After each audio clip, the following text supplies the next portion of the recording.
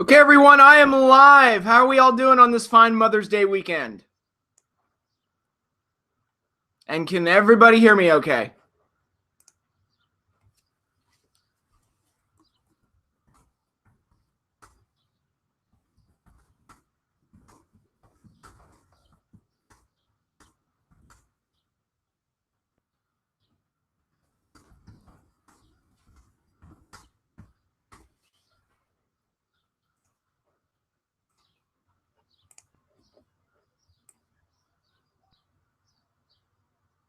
It would probably help if I actually had the chat room open. All right, Dragon Rider, welcome to the stream. Yes, all right, you can hear me. That's good. Good.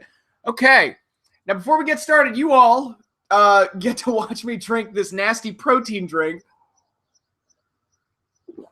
My workout went a little longer than I had intended, so I'm kind of playing catch up and rushing right now to get this thing started, but God, these things they're not great, but they work. I mean, I can't argue with the results. Oh man. Yeah, so how's everybody doing this weekend? Did y'all get gifts for your moms? Peltzer, welcome to the stream. Retro Kid, hi, welcome to the stream. Oh, Retro Kid, you had a question for me about Wrestling Dontaku. I haven't watched him yet. This has been a crazy week. I've actually not watched any wrestling this week. Like literally, I didn't watch Raw, I didn't watch SmackDown, I didn't watch NXT, I didn't watch ROH, I didn't watch Impact.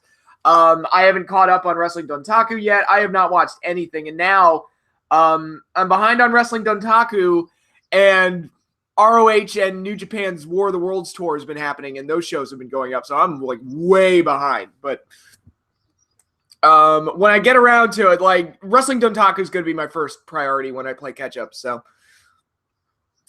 Hulk Hogan would be proud of me taking my vitamins. Yes, he would. Too bad I don't say my prayers anymore. I'm kidding. I kid. Watch NXT. It was really good. I heard that War Raiders and Heavy Machinery had their first match.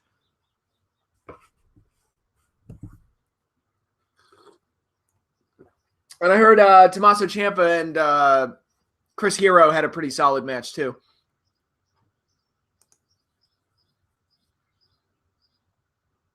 And that's the heartbreaker about Cassius Ohno. He's a really good worker. It's not that he's incapable of having good matches. I just wish he'd get on a goddamn treadmill. Because he looks terrible. It's like, dude, just get in shape. How hard is that? And I'm not even asking for him to be like cut with a six-pack or anything. I'm like, dude, just get on a treadmill once or twice a day for 20 minutes. It's not that hard.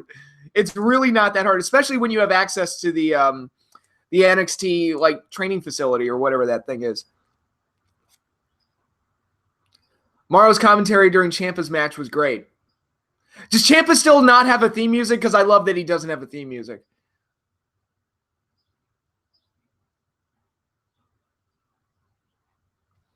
Been watching Lucha Underground Season 1, and so far, Son of Havoc is my favorite. He becomes a huge sympathetic favorite in the company. Hate to spoil it for you, moving ahead, but yeah, he does have a face turn. He becomes like one of the huge like underdog baby faces. No music, no entrance, just booze. That's the way I like it. That's that seems to work perfectly for him. He's one of the few guys in wrestling that has legitimate heat. Is it June 13th yet? No. I saw the trailer for Season 4. It looks fantastic. Okay, so for today's stream, we are going to be watching Clash of Champions 10 and Saturday night's main event 11. Clash of Champions 10, which we're starting off with, is Texas Shootout, and is the first Clash of Champions of 1990. So I'll be perfectly honest, I'm not expecting a very exciting stream today because I'm like, with the Clash, once you get into like 1990, that's where things really start to take a sharp decline in quality. And the clashes in the early 90s become flat out horrible. Like in 1991, the Clash of Champions becomes damn near unwatchable. And then they do that one where Sting and Rick Rude have the injury angle. And that kind of was the first Clash in a while that was like, oh man, that one was actually pretty good. And then they get a little better after that. 92, there's some really strong ones, I think. Yeah, we've got this hump to get over in 1990 and 1991. I don't know if it starts here with 10 or what, but we're getting close to it. And on the Saturday night's main event side of things, we're going to be watching the post Wrestlemania III Saturday night's main event, which I remember being kind of a dull show where it was just about the fallout of Wrestlemania III and not much else. So, not expecting a whole lot out of that. Okay, Retro. I know he wins the trios titles. Yes, and tell me what you think of that when you see him win the trios titles, because I think that's one of the best things Lucha Underground ever did.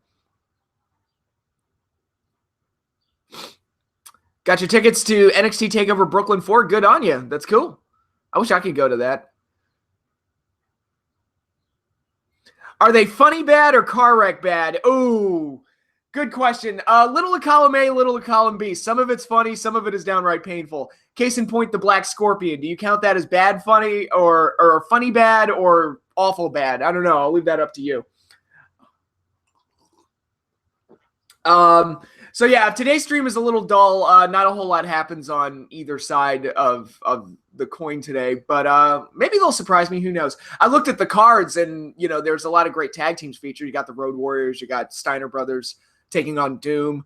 You got the Hart Foundation taking on the British Bulldogs. So there's some good stuff there. So hopefully it turns out okay. Oh, you already saw? Oh, okay. Oh, you're in the weeks before Ultimate Lucha 1. Oh, so you're like almost through season 1. Okay, cool. The Black what? Is this a Sting thing? It's a Sting feud. The Black Scorpion. Oh, you don't know about the Black Scorpion? He's this evil masked wrestler that feuded with Sting, and the mystery of who he was one of the most laughably bad things that WCW ever did. It's somewhat notorious. It was ultimately revealed to be Ric Flair, even though he wasn't under the mask initially. Excuse me. It was a terrible angle. Terrible, terrible angle. Okay. All right, we're gonna go ahead and get started with Clash of Champions 10. All right, on the network, Clash of Champions 10, Tuesday, February 6th, 1990. That's weird. They're typically on Wednesdays, aren't they? Anyway, Clash of the Champions 10, Texas Shootout. A huge 6-man tag team steel cage match pits the Four Horsemen against Gary Hart International. Okay, here we go. Was it the WCW Greater Power? The Greater Power angle I thought was great. That worked well. Black Scorpion did not.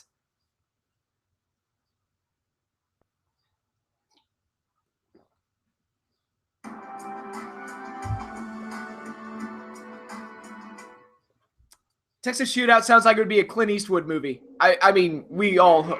Oh my God, these graphics are terrible. Oh no. No.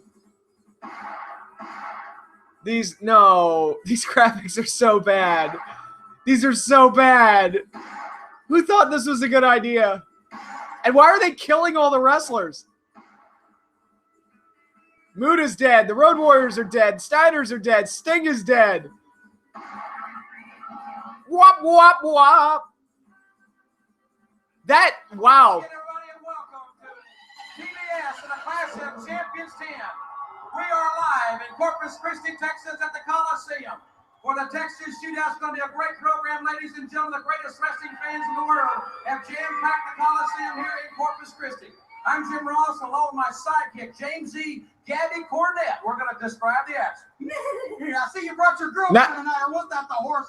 All I know nice laugh there, Corny. The Texas Shootout, a lot of varmints and yahoos are going to bite the dust. We've got great matches, fans. Jesus. The cage matchup. The Horsemen take on Buzz Sawyer, the Muda, and the Dragon Master. The Road Warriors beat the Skyscrapers. The Steiners defend the tag titles against the Mask of Doom. Plus, many of you fans can call right now the Wrestling Hotline and have the opportunity at random calls to talk to Sting live. He's on the hotline right now. They've got it set up so if you call the Wrestling Hotline, Shivani hasn't been on these things in a while. He's in the WWE at this point. I think Shivani was in WWE at this point.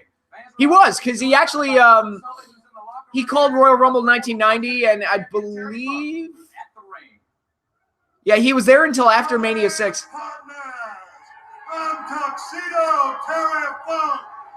Look at Terry, looking all dapper in a tux. Pull out those 45s, those 38s, those 22s, and aim them right at your television set, because Turner Broadcasting is fixing to blow you away with World Championship Wrestling. and I'm going to be in the ring with the 4 Hart. Okay, I think by this point, let's go to Gordon Sully in the dressing room. Take it away, Gordon. Thank you very much, Terry. I think this is the point. The transition from NWA to WCW was complete at this point, so they're officially like WCW now. The intensity is absolutely unbelievable. Terry Funk in a tux seems like something only in a video game, right? The tag team titles held by the Steiners, and may I just say that their silence was ominous. But I think the 2 teams that I'm really going to be watching very carefully tonight will be indeed the Skyscrapers and the Road Warriors. The Road Warriors are facing by far the toughest challenge of their career. Look, Gordon Sully! All of Corpus Christi's gonna see! We're tired of Skyscrapers jumping our back! We're tired of all ball! Skyscrapers, tonight, Corpus, you're going down! Tell them, Hawk!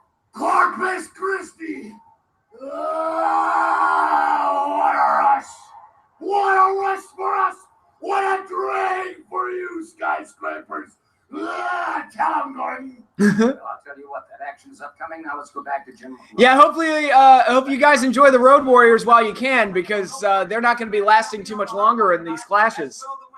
Because they go to the WWF this year. Tonight's Texas Shootout is going to prove once and for all that no matter how fast the gunslinger, there's always a faster draw. Remember, Fan Sting is on the hotline right now. You can call the number 1-900-909-9900. Many of you will have the opportunity to talk to Sting live. And we'll be back with the first match here in Corpus Christi. It'll be Dr. Death and the Samoan Savage. It's coming up next.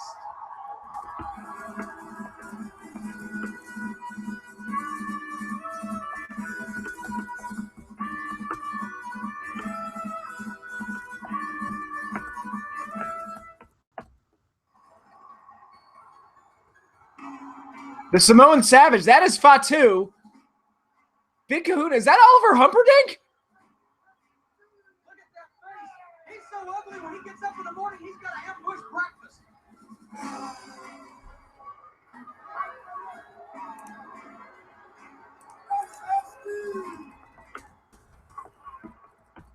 He is ready, no doubt about it. Big man, 300-pound raise. Yeah, you can see like a lot more production being put into it.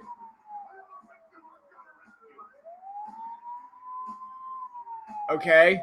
Oh, so Dr. Death is literally a doctor now.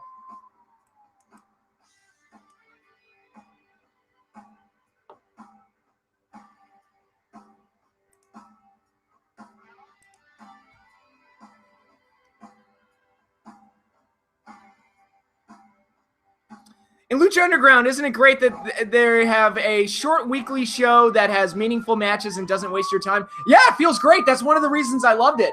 It's one of the reasons NXT works. It's just, it's a short show, it's quick, it's fast-paced, and then it leaves you wanting more.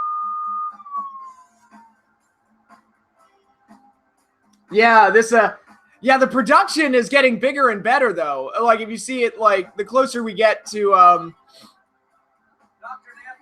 the 90s. Well, we're in the 90s now. It's Turner Broadcasting is putting more and more money into this, and it shows. Like, if you look at the first Clash in '88, then look at this one. There's a huge difference, but based on how the show looks. Sir Oliver Humperdinck presents the Samoan Savage. Hi, Fatu.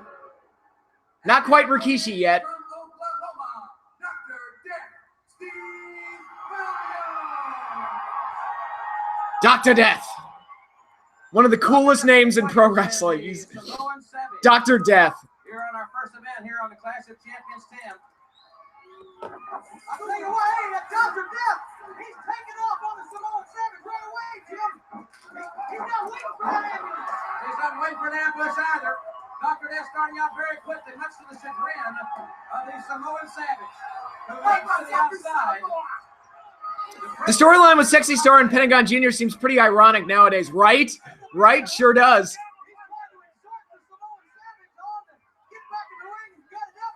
Was Dr. Death related to Dr. Doom and Dr. Octopus? No, but they were in the Legion of Doom together.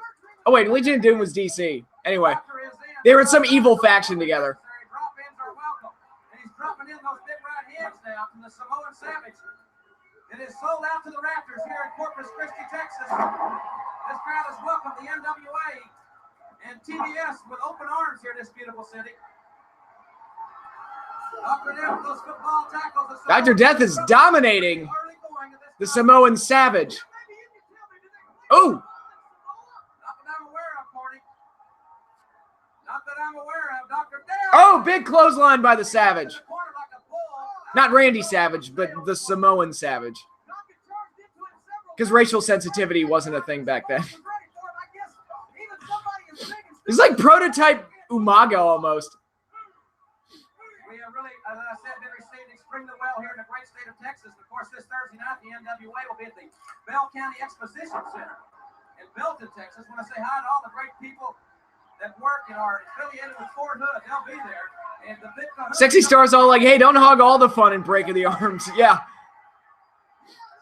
Yeah, I just call it a guess on my part. I don't think you'll be seeing Sexy Star in season 4 of Lucha Underground. Just a guess. We've got a great band here tonight called the Tough Guys. We're going to hear a special number that they have written just for this occasion. A little bit later in the program, great rock and roll band.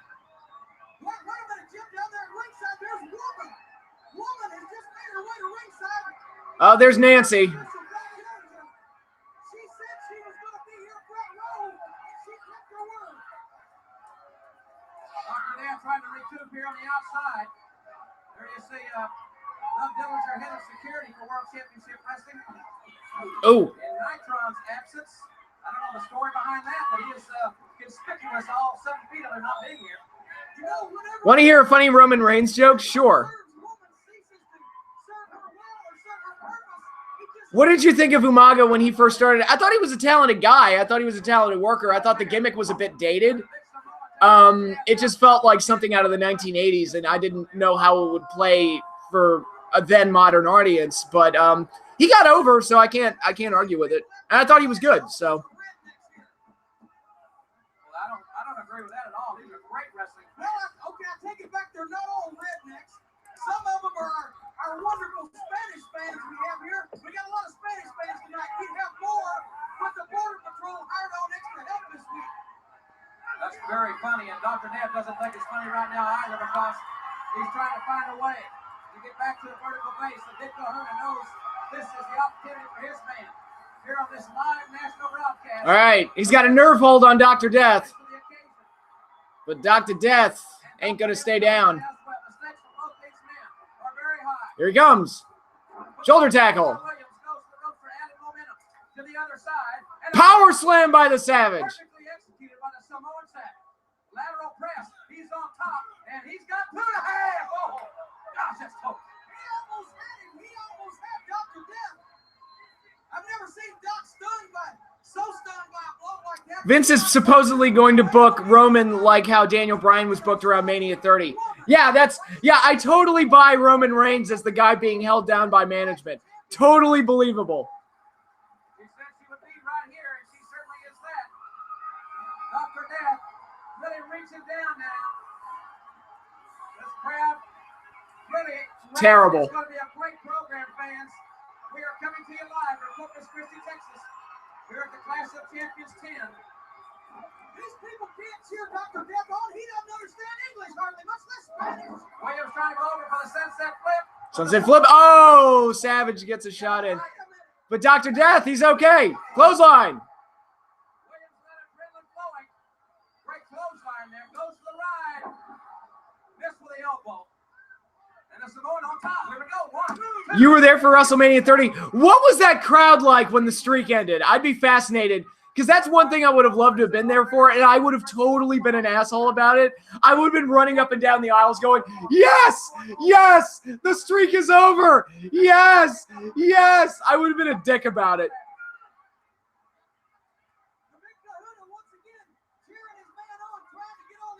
Yeah, it's like, dude, Vince, you got to turn him heel. That's the only thing that's going to work. I mean, it's like you're just being stubborn at this point. You actually did that? Oh, God. How many death glares did you get?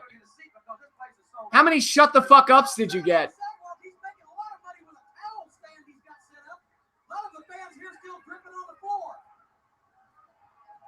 You know, you're a peripheral visionary.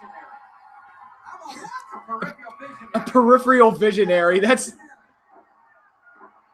see into the future, but only on the fringe of issues, I think.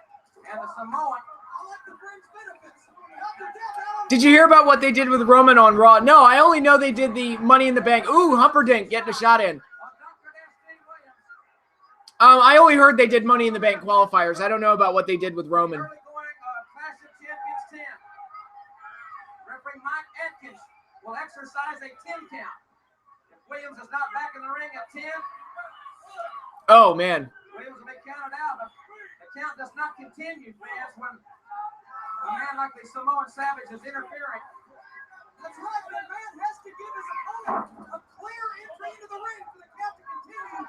When he touches the man, the count is broken. Side slam by the Samoan Savage. Roman lost a Money in the Bank qualifier because Jinder screwed him, and Jinder, of course, got cheered for it. Oh, my God. So he's going to feud with Jinder now? Is that what we're doing? Oh, my God, nobody home. Oh, missed the splash. No water in the pool.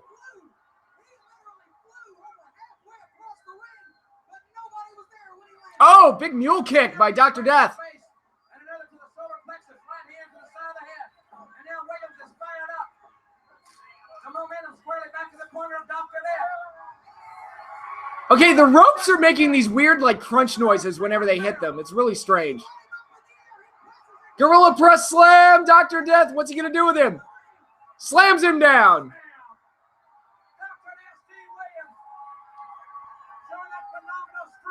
Sorry to tell you this, but I think Jinder versus Roman has happened. I mean, that's okay. I don't have to watch it, right? A feud throughout the summer? Oh, fuck me. That's terrible. Blocks it. Backslide by Dr. Death. 1, 2, 3. He got him. That was a good match. That was a solid match.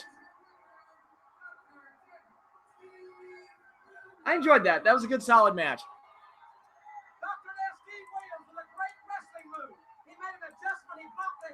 Are they not using steel cables for ropes here? I have no idea. It's just making a weird noise whenever they hit it.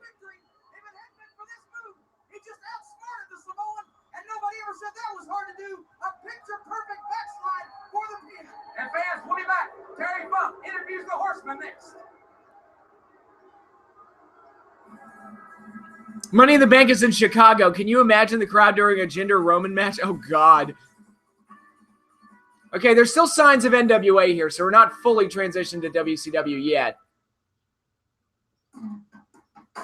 Listen, boy, we gather around. WrestleMania 90 is about to go down. Big Flair, the jam, testament to biology, meets the dream of entomology. What the fuck is this? It's scheduled for an operation on Dr. Dan. Road warriors, survivors from a place time for God. Plan to reduce skyscrapers to parking lots. The Steiners, their brothers, they wrestle in Wow. This is so 90s.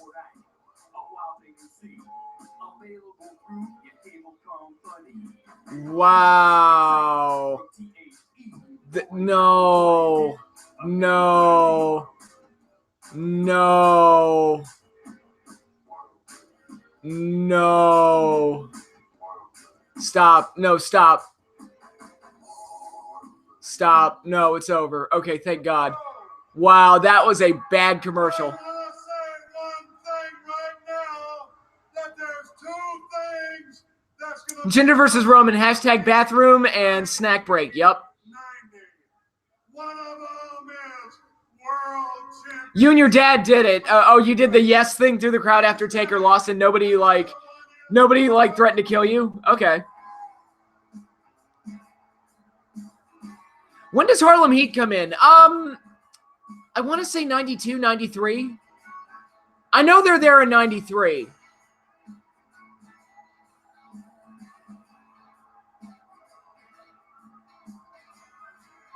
The Horseman.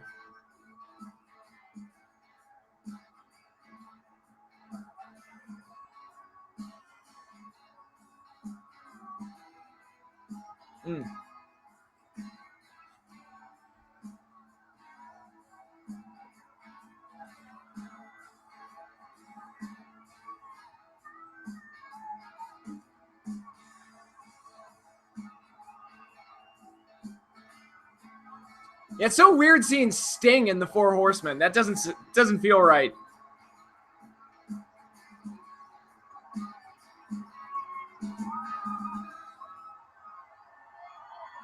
No! I want to say one thing, that you four men are tough. And tough is an attitude. I like to think that I have that attitude, but I know that you horsemen have it.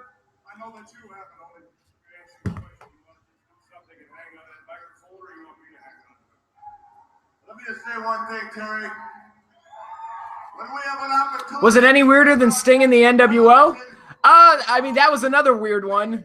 It's like, yeah, that shouldn't be. And tonight, once again, the horsemen are going to make a statement. And on behalf of the horsemen, the spokesman, Ole Anderson. What did you think of Crime Time?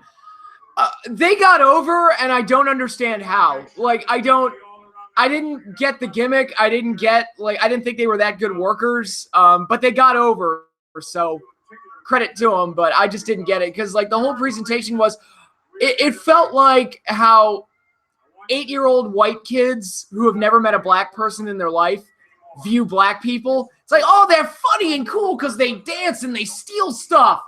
Yeah, money, yeah. And it was this really, like, dumb thing. When Rick called me and called Arn to come in here, it was for one reason. And the reason he called us in here was to get rid of you. But I'll tell you. Ooh. Now just be quiet. Ole There's three of us being a dick to Sting. Just wait a second. One thing that nobody looked for and nobody could figure. What went wrong? Vince's illegitimate child. She's going to take over the company soon. That's what's wrong with it. Oh, what did I just say? I'm a dick. A little later, in the Iron Man contest, we came in that ring and we were ready to stick your head in the sand again. As we came through the ring, Rick gave us this, pay attention. Rick gave us that sign and waved us off. You were spared for the second time. And then something that nobody would have ever dreamed could happen, happened. When you became one of us, a horseman. And you were a good Crime Time was Vince's fever dream of living in Compton. Possibly. One unforgivable thing that we can never forget. You know what that Explains the do-rag later. Oh my God. I remember the do-rag. To meet Ric Flair for the world title on February 25th, you signed your death warrant. Wow. You listen now. I'm going to tell you what I said to Rick. We all agreed we should just stop you right now, but Rick says, no. Now, he helped me one time. We let him live one time, but on one condition. And the condition is this. You go to the promoter, you go to Mr. Jim Ross or whoever you got to talk to, and you tell him that you're going to cancel that contract with this man. Wait a minute, get over here, man. You just listen. No, you listen to me. You listen real good. Anybody, even a blind man, could see there's three of us and there's only one of you. We're going to spare your life. Supposedly, Vince didn't care about the fans leaving Backlash and chalked it up to the show running long. You know, it's weird. They want to appeal to kids, and yet Raw goes past 11 o'clock, and friggin' their pay-per-views are going past 11 o'clock now. It's like, wouldn't it make more sense to, like, start the show like an hour earlier? Like, start at 7 maybe? Or 6? Start at 6? And so that way it's like they get out at 9 and the kids can go to home and get to bed sooner? I'm just saying. I bought you a little time because of what you've done. The whole deal is this. You got 2 hours to make up your mind, and you're no longer a horseman. And if we ever see you again, you're not going to be quite so lucky as you are tonight. Oh, they turned on Sting.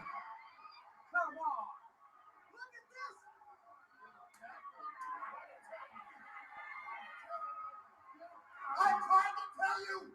I want you sometime. Now do the smart thing. Spark up.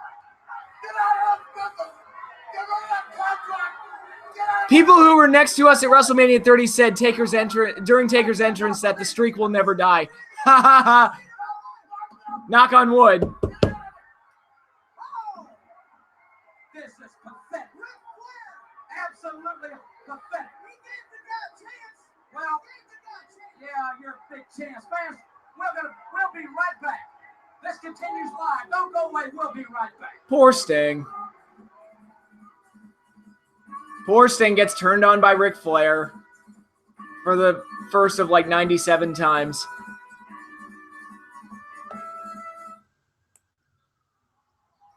Ladies and gentlemen, the following... Yeah, if you have a chance to see it, that Wrestle War 1990 commercial that aired, yeah, that was, if you have a chance to look that up on YouTube, do it, because it's hilariously awful. We got the Mod Squad.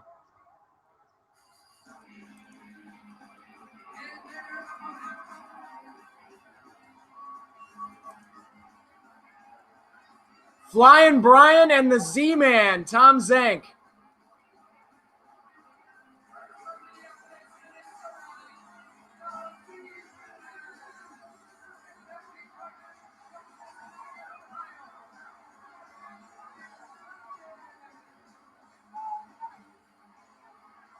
Look at Flying Brian. He looks like such a nice, clean-cut babyface here. So nice. He's a good boy. And then he loses his goddamn mind and becomes a loose cannon.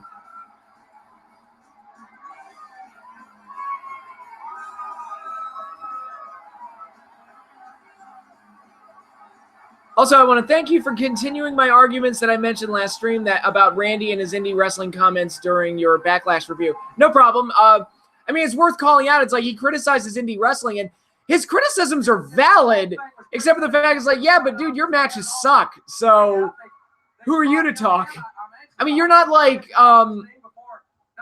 one of the great, like, fascinating characters today, and it's not like you're a master at getting the most out of the least. You have these robotic, formulaic matches that are dull as hell, so who are you to criticize?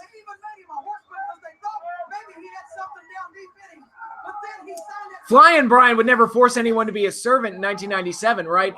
I remember when they were doing those, and I was like, wow, they're really pushing the envelope, right? With Terry Runnels, the XXX Files. He's telling promoters that he doesn't want the match. That's ludicrous. He ought to give up the daggone contract, because if he doesn't, he's going to be giving up his career. Flying Brian there being worked over by that spike of the Mod Squad. High elevation there by Flying Brian right out of the corner. And a drop kick right in the face. Good arm drag take. Nice arm drag by Flying Brian. He's a real hot shot, isn't he? He's a real hot shot. He and C-Man think there's something. In February, right here in the NWA. Have you heard that some wrestlers and fans, because of how bad Backlash was, keep telling us, stop criticizing and enjoy the product for what it is? Well, you know, it's there's always been that contingent online of WWE fans. If you don't like it, just you know, you're being too critical. Just watch it and enjoy it, which I can't think of another show or movie or form of entertainment where they're like, stop criticizing and just enjoy it. It's like, nobody does that. Look, your show's garbage. I'm sorry. I guess they're the most eligible bachelors in the NWA at this time. Please don't start this into another edition of the dating game, Jim. I already saw you looking at the ring girls. That's Big Basher going to the other side. Good leapfrog there. Leapfrog by Zank, and ooh, there you go. Ryan Johnson didn't say that to people who didn't like The Last Jedi, right? Not to my knowledge, no. And I like The Last Jedi. Like, people... My sister and I have been getting into so many arguments about The Last Jedi. It's like, because she fucking hated it. So, like, she's like, dude, it's the worst Star Wars movie ever made. I'm like, no, it's not, Kathy.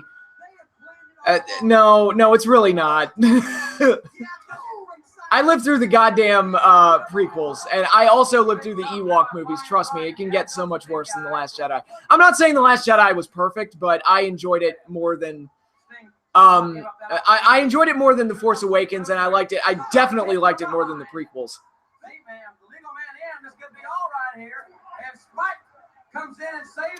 Thank God June 13th is almost here, because LU is literally going to save us from the E after that insane as fuck trailer. That trailer was great. Like, yeah. Nice slingshot. Clothesline by the faces. Flying Brian and Tom Zink are a solid tag team. I watched Last Jedi twice, to and from my vacation. And how was it? I might be going to Chicago for Money in the Bank. It's like, have fun. Have fun.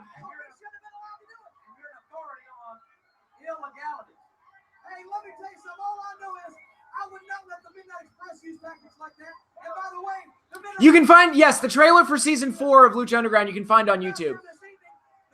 It's nuts. It's like, dude, the Rabbit Tribe is in it, and I'm like, oh God, I can't wait to see more of the Rabbit Tribe. I love the Rabbit Tribe so much.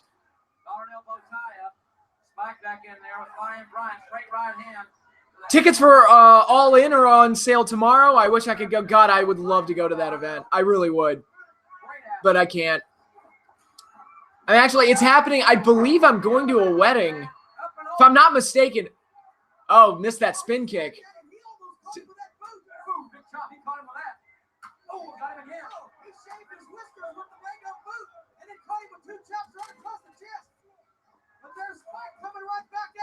Oh, nice. Pillman just driven face first into the mat.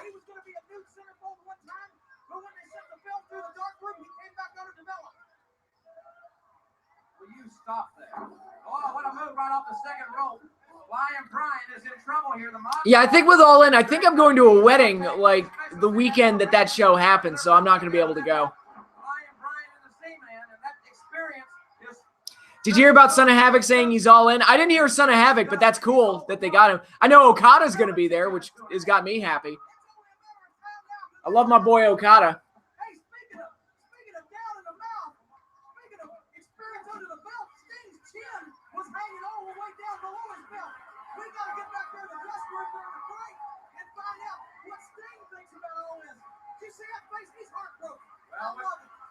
I can't believe he's going to call the promoters and get out of the contract. He's not that kind of guy. Oh, the Mod Squad's cheating.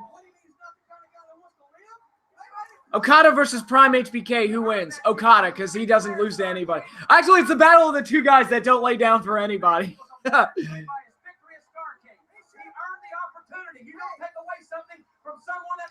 Did you hear about CM Punk making his first wrestling appearance since 2014, a day before All In? That's interesting. What's he making the appearance for? Where? Why?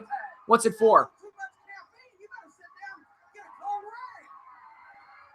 Because if they can get CM Punk for All In, they should get him. Absolutely.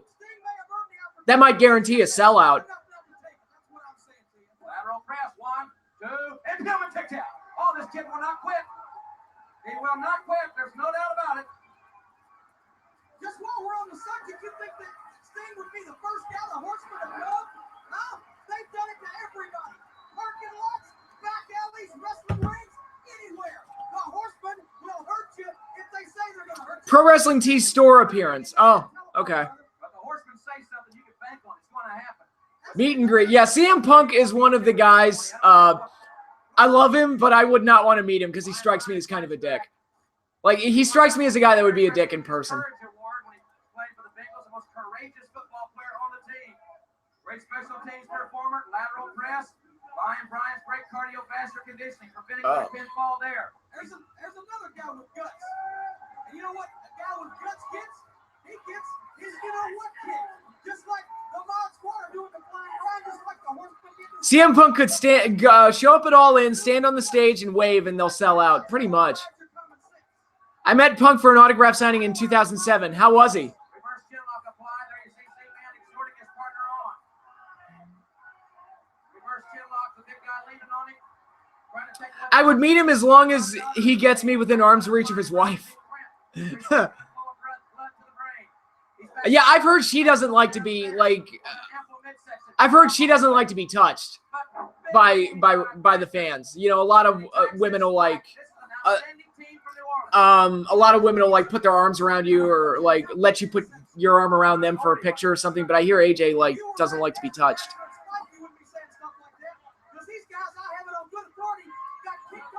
Seemed fine.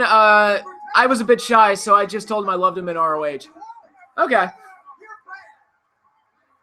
There he's in the reverse chin lock, squeezing the head of Flying Brian. The neck is crimped to his right side, as you can see. Look at the big man lean on him. Guarding the neck at a very disadvantageous angle. Mod Squad is taking full control of this one. It is jam for the Raptors here in Corpus Christi. We love these fans. We're going to see a foot. Don't say we. You love these fans. I've already made it plain. We're going to be in the great state of Tennessee this Sunday afternoon, 3 o'clock. Is Tennessee really a great state? I kid, of course. Leapfrog and a big back elbow by Brian Pillman. Get the tag, boy. The pursuit angle was cut off by Basher, preventing Pillman from making the tag. They're trying to put Pillman away now, and I think they smell victory in the air. Crucifix, he got him. 1, 2, no. Spike and Basher, they sound like Mario Brother villains. They smell blood, just like a couple of sharks, and I think they're ready to roll out the high-impact move. Spike goes to the outside. A high risk. Okay, we saw this with the Samoan Savage. High risk move cost him.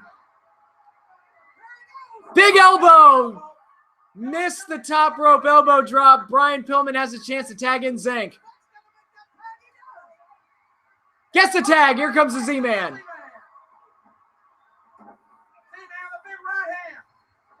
Sends Basher for the ride. And he is. Nice big back body drop. Meeting of the minds. Crack their heads together. Z-Man now on fire. The big chop on Basher, but it's reversed. And to the corner he goes. Oh, nice cross body. Drop kick by Pillman. 1, 2, 3. No, he kicked out. Oh, I thought he kicked out there. I think the ref, that looked like Mod Squad kicked out to me. Gave him the win anyway. Okay, kind of botched that a little. The match was okay. That was a solid match. It's just, I think, it looks like he kicked out at the end when he wasn't supposed to or something. I also once ran into Kofi Kingston on the street the week before WrestleMania 29. That's cool. Were you at WrestleMania 29? Because I was there too. And we'll be back right after this timeout. Did you see the matches that got booked for Dominion? If you if you don't want to be spoiled, tell me. I know that they've signed Naito versus Jericho for the IC title, which is great. I'm really looking forward to that one. I don't know about anything else though. I'd rather not be spoiled. I want to experience Wrestling Dontaku. Cactus Jack Manson. Cactus Jack making his Clash of Champions debut. From Truth or Consequences, New Mexico, Captain Jack Manson. Captain Jack Manson. Why did I say Captain Jack? Cactus Jack. Cactus Jack. And his opponent.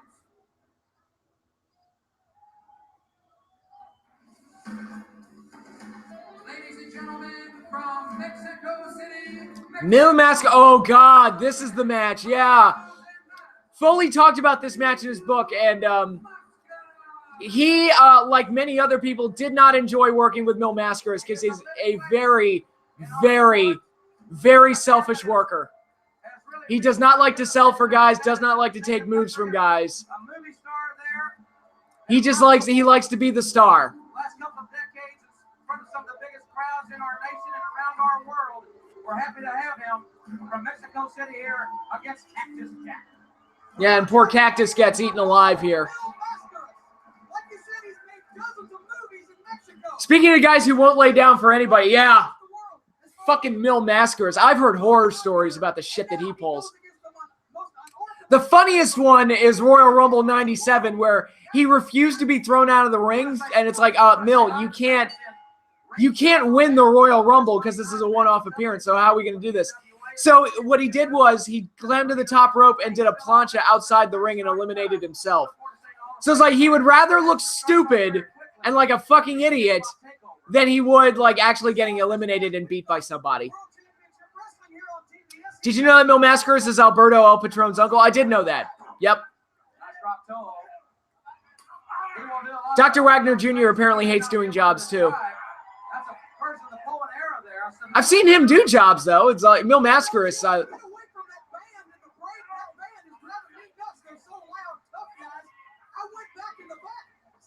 see what was going on, get some scoops and some dirt. All I know is Now, if I recall correctly, Mil Mascaras basically just chews up Cactus Jack and spits him out and gives him nothing. The door is closed, but all's quiet. I think they're waiting to see what Sting is going to do. Well, I'll tell you what, they're blackmailing. He's got 2 hours to make a decision. Greco-Roman knuckle lock. It's a ransom, that's all it is. They've got a ransom out. You know, we're gonna beat you up if you don't turn the match back. I think it's a travesty. But this time, the ransom is Sting's career. The funniest one I heard is that he came to the ring for a match, feigned an injury, and purposely got stretchered out in order to not do the job. Jesus.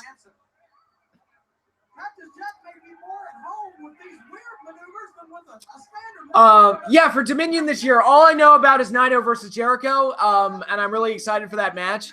I would just, no spoilers for Wrestling Dontaku, though, so I'll figure it out once I actually get around to watching that show. And a good drop kick outside goes Cactus Jack. Cactus Jack, now watch Mascaras. Dr. Wagner Jr. just lost his mask. I saw the match where he lost his mask. It was a very good match. Has Doc Wagner, like, has he had any matches since then? Does he wrestle unmasked? Oh, did...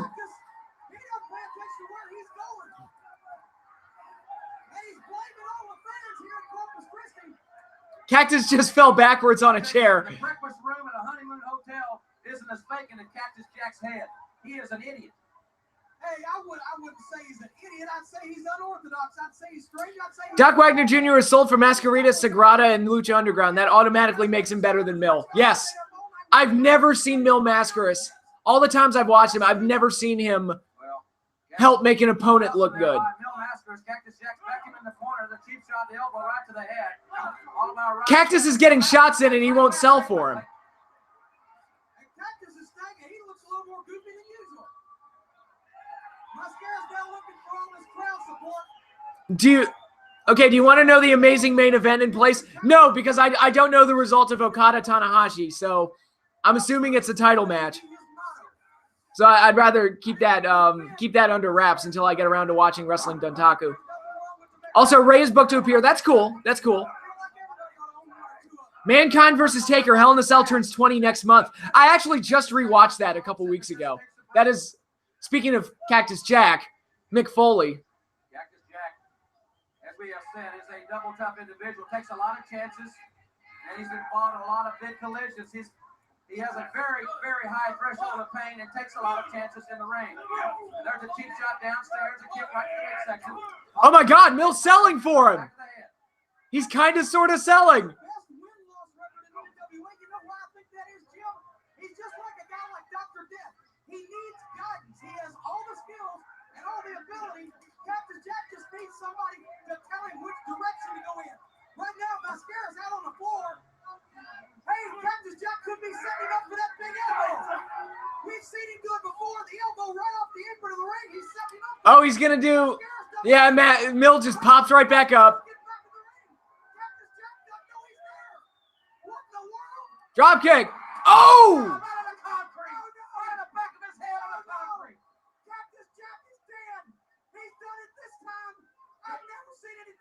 Oof. Cactus Jack just took a sick bump onto the concrete floor. And Cornette is trying his damnedest to put Cactus over like $1 million. Jeez. Suplex by Mil. And now the man of 1,000 masks will go up to the top. Will his high-risk move pay off? Cactus Jack is in La La Land. Flying crossbody. 1, 2, 3.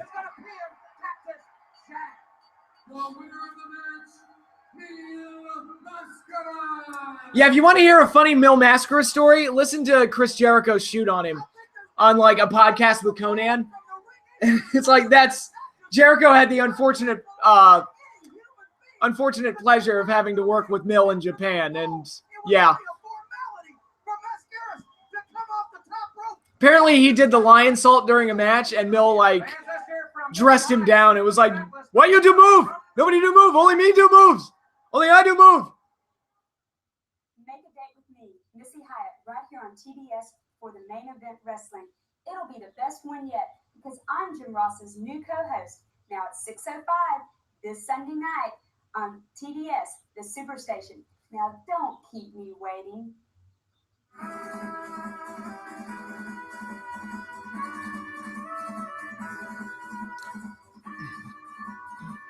How mad would you be if WWE versus New Japan happened and Roman buried Okada and Omega? I would be severely pissed. I would be severely pissed. What's Cactus doing? Cactus is going up where the band is.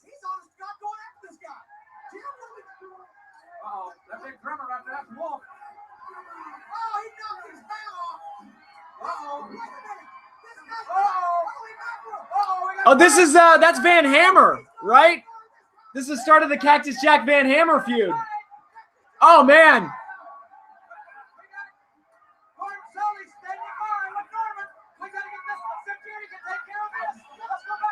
Why was TBS a Superstation? Because that's what Ted Turner decided to call it.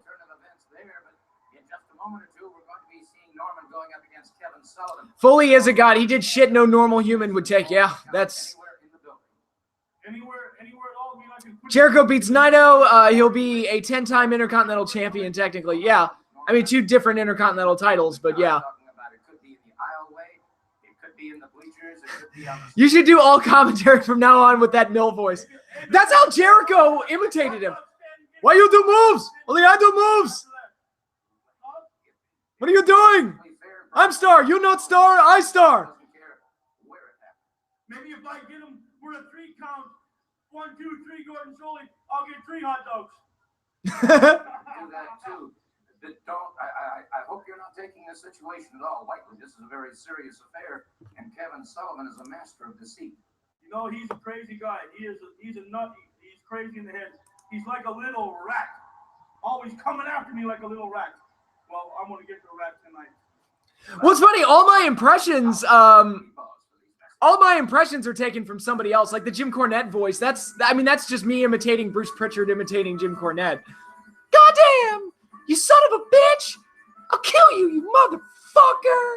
That's how Bruce does it, so I'm just imitating Bruce's. Like the Mill voice, that's Jericho imitating Mill. And Terry Funk, that came from my friends doing that. Like, that was a joke that we had. God damn, you son of a bitch. You egg-sucking dog. I'm the Funker, damn it. Who would win, Kevin Owens or CM Punk? Depends on what the booker said. I mean, I don't really know. I think the only impression that's legitimately mine is John Cena. Poopity doopity. I'm John Cena, yo. We gonna do some of this and we gonna do some of that. You want some? Come get some, yo. Okay, now we got Norman the Lunatic hanging around children at a petting zoo. He's a pig. He called the pig Kevin Sullivan. What are you doing? Trying to know though. Think you look like Kevin Sullivan? Look at him. Little fat belly, short legs. Same hair too. Kind of bald up here. Just watched Johnny Mundo versus Prince Puma in an Iron Man match yesterday. I think it's one of my favorite matches now. That was one of the best matches from season 1. That was some great stuff. You need to mumble and be extremely monotone to correctly imitate John Cena. Is season 3 of Lucha Underground on Netflix? I don't think so. Let me check that real quick.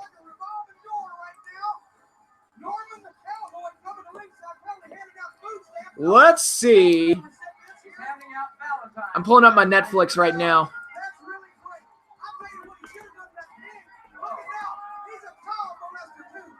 What the fuck? What the fuck did Cornette just say? Did you all hear that? Oh my God. He just called Norman the Lunatic. I'm not paraphrasing. He called Norman the Lunatic a child molester. He called him a child molester on TV. And apparently the folks at the network didn't think to change that. Damn. Damn. Okay, let's... Season 3 is not on Netflix yet. No.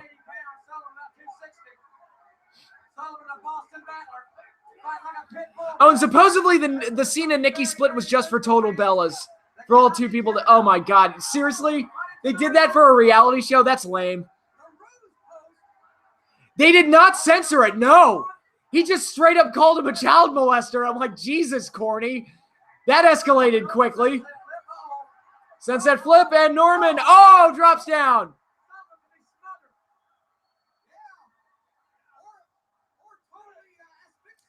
Also, I think Scott Steiner is completely believable in his character. Where, oh yeah, Scotty is just, he's the realest guy in wrestling. Like, that's just him. Oh, Sullivan gets the boot up. Now this is a Falls Count Anywhere match between Sullivan and Norman. Kevin climbing to the top. Don't see that often. Norman gets him, slams him off the top. Didn't you call Fandango a sex offender when he first debuted in one of your videos? Yeah, I did. I said he felt like a sex offender, the way he carried himself and presented his character. I wouldn't say that if I was a commentator on TV, though. Unless that's his gimmick, unless that's where they wanted to go. Sullivan. He body slammed Norman outside the ring. Damn. Nope. Norman kicked out.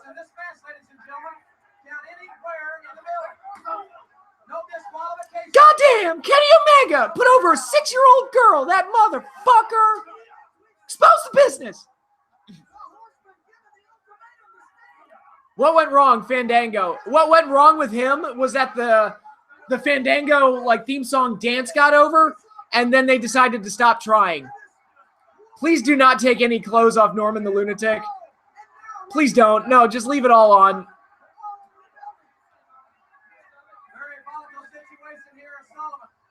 Remember in some WWE Falls Count Anywhere matches where 85% of the match would be in the ring?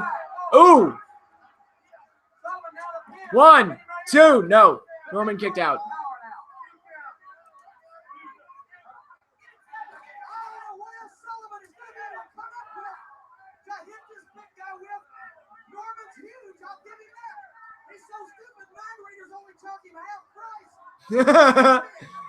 See, that was a good line, Cornette.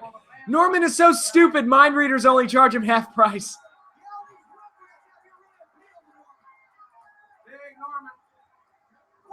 Fandango beat Chris Jericho at WrestleMania. You know what happened after that? Nothing. Yeah, pretty much.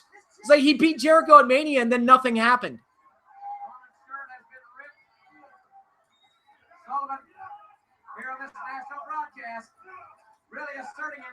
I'm just gonna randomly call people child molesters now, just how casually Cornette just threw that out there. Like that is incredible to me.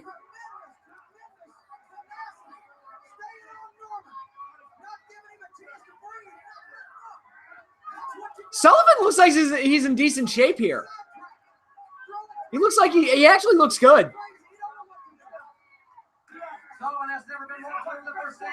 To be fair, everybody beats Y2J. Fair point. Fair point. Jericho's always been very generous.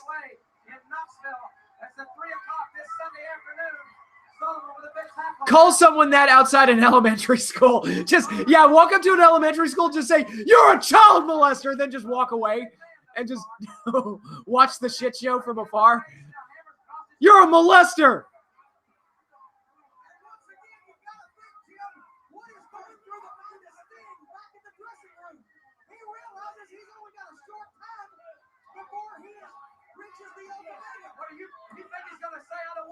Except when he beat DZ at SummerSlam. Fandango, did he beat Dolph Ziggler at SummerSlam? I mean, I don't remember that. And also, like, Ziggler's one of those guys that everybody beats. So it's like, it's not a big deal. Sullivan like a pit bull waiting on Norman. Straight right hand. Sullivan's hands heavily taped, as you can see.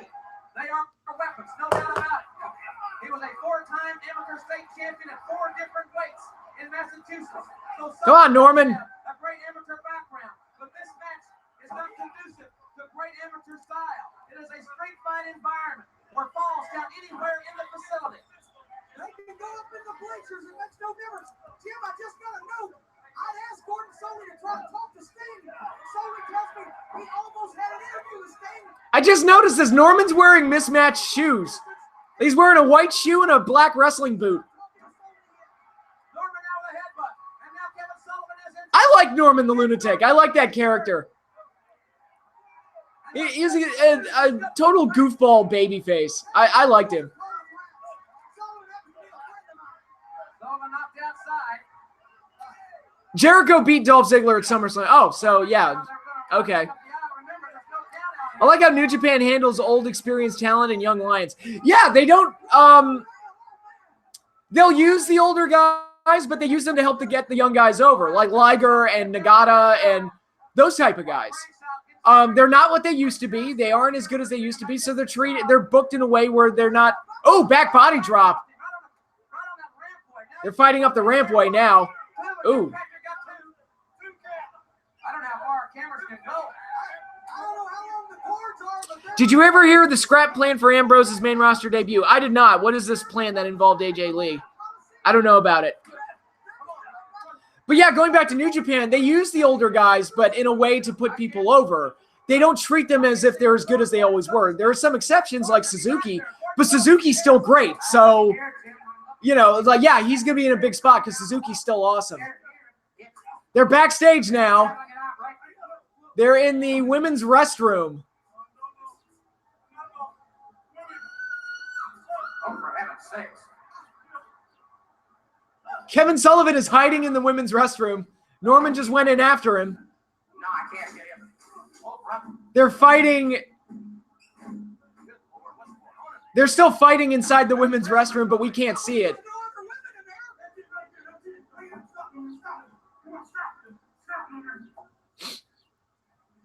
Oh!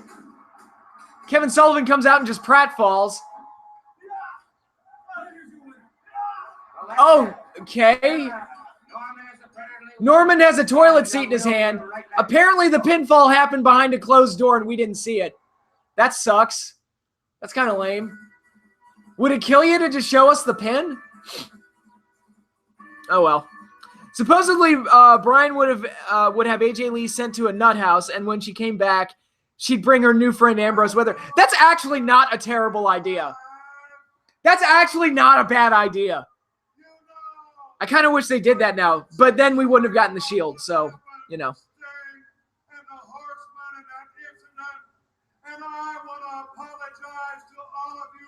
Crowds who don't scream Kazai in there will now be banished to hell.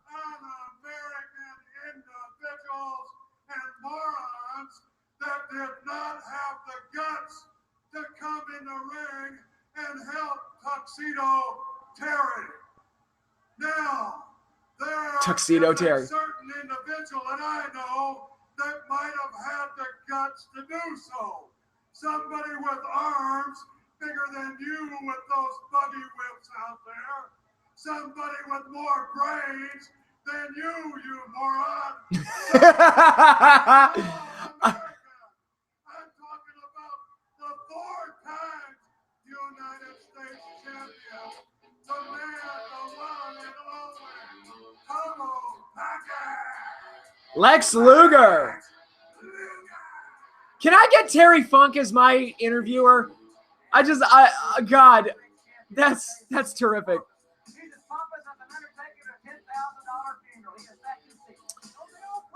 There was also a plan for Ambrose to debut against Foley. Oh, yeah, I remember hearing that one. What do you think of WCPW Defiant Wrestling? Never watched it. I don't know. I've never watched it. Ambrose has been the Marty of the Shield. Ouch. I mean, all the Shield members have been former world champions, so it's not like all three of them have been former world champions, and he's had a success. He's just kind of been the least successful of the three. He's also gotten hurt the most. Well, I mean, Seth got hurt, but, you know. If you were me in that same incident, Mr. Luger, Terry Funk, I've watched you for a long time. You're a man's man. I'm a man's man. Sting is a phenomenal athlete. He will accomplish many things in this sport. One day, he may even be world's heavyweight champion. What he's got to understand, now hold on. Understand? He's got to understand, Terry, his place in this sport at this time. And what is that? He should be happy where you're at, Sting. Take my advice, because, Terry, I am the #1 contender that match should have never been signed in the first place. Yes, you are. Also, Ric Flair and I are no friends. Make no bones about that. But we have gone tooth and nail almost every night of the week across this country. You develop a mutual respect. I heard Foley plan with scrap because some Twitter battle between Ambrose and Foley, something about making orphans of Foley's children. Shit. Well, wasn't that a work, though? I thought their whole Twitter spat was a work. I think Jim's legacy now will be his infamous shoot interviews. Yeah. Putting his nose anywhere it doesn't belong and walking off with a world title against a weary warrior such as Ric Flair. Fans at the beginning thought Ambrose had the most potential. You think that expectation hurt him? No, I don't think so, because I thought initially Ambrose was doing very well. I think parts of it would have hurt him have been bad booking, untimely injuries, feuds that didn't do him any favors, like the feud with Lesnar, that type of stuff. Now I listen to your introduction. The list of allocates the total package Lex Luger is endless. Didn't Mike Tyson say he'd make orphans of Homer Simpson's children? That was Dredrick Tatum, the Simpsons Mike Tyson knockoff. That was a great episode, too. I respect Homer Simpson. I definitely got no ill will towards him, but I'm definitely going to make orphans of his children. It's like, well, you know they have a mother. Well, I imagine she would die of grief. She would be so distraught she would die of grief. And then the Don King knockoff, it's like, this parole hearing is over. That was a great episode. I love that. Oh, God, classic Simpsons. It's just beautiful. Beautiful. One thing that I have not achieved in my career, and I will achieve.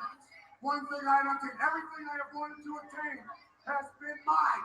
The world title, mark my words, will be mine. But for now, I am scheduled to defend my title as a U.S. heavyweight champion, the greatest U.S. heavyweight. Dare I say this? Of all the U.S. champions that NWA and WCW had, dare I say Lex Luger is arguably the best one? Is that a fair statement to make? And I know he'll never get credit for that because people just loved it. Luger's one of those guys that people just love to shit on, but I really enjoyed him as U.S. champion. Him and Rick Rude, those are my two favorites that I remember watching.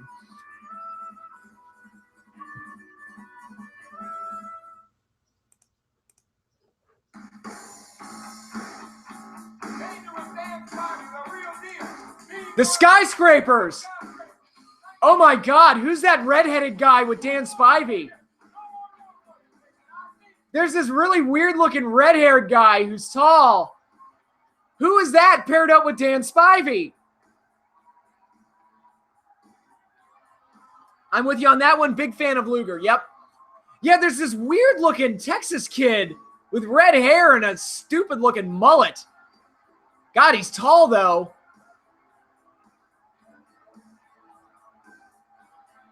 Lesnar from early 2000s was awesome, but I think when he realized he had enough drawing power, when he was stopped trying and talking. Yeah, pretty much. I think the redheaded guy is working in a graveyard cleaning tombstones. Something like that. Okay, now we've got footage of the Road Warriors in like a junkyard tearing shit up.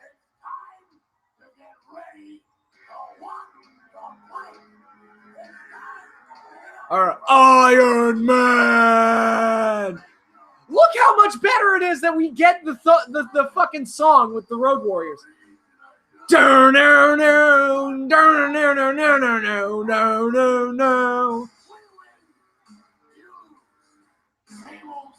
I think the redheaded guy is working in a graveyard cleaning tombstones. Yep, think so too. When was the last time Lesnar has cut a promo? Well, Lesnar sucks on the mic, so it's like, just have Heyman speak for him. I'm fine with that.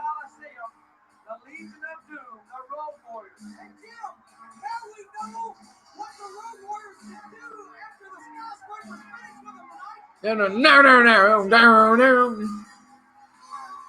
like Brett Sanford. I don't think they'll like that location. They'll be walking like Fred Sanford when these skyscrapers get finished with right here. Oh, God. So cool. So friggin' cool.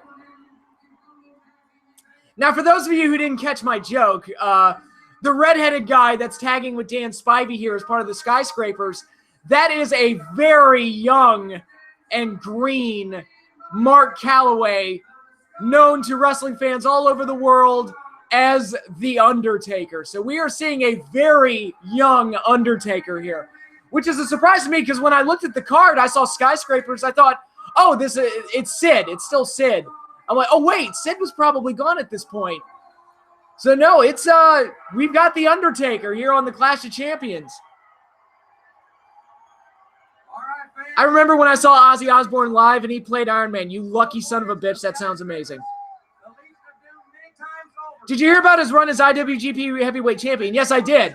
I did hear about that. They had to invent the third belt that Angle ultimately won from Nagata at that Wrestle Kingdom 2. All right. And the weird thing here with Taker is that here at this stage, he doesn't have the gimmick yet. He's not acting like Taker. He's acting like a generic muscle heel, which is like really interesting to see. Clothesline by Hawk. Spivey. People don't remember Spivey as a big dude, but he's a... Oh, nice spot. Taker. Taker just saved his partner from getting a neck breaker. Hawk ducked the clothesline. Shoulder tackle.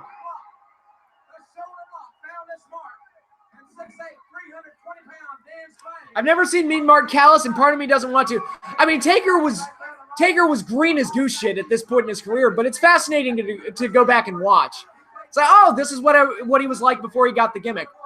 And this is why the Undertaker gimmick was so brilliant, and what Vince used to be so good at in hiding people's weaknesses. Okay, what were Taker's problems at this point? He was white as shit and couldn't tan, so he was just this big, pale motherfucker. I mean, you look at him here, he looks sunburned because he couldn't tan. He's like me. I have the same problem. And he wasn't very good at selling yet, so he gave him a gimmick where he wouldn't have to sell, and the paleness actually accentuates the look. So, real brilliant gimmick on Vince McMahon's part.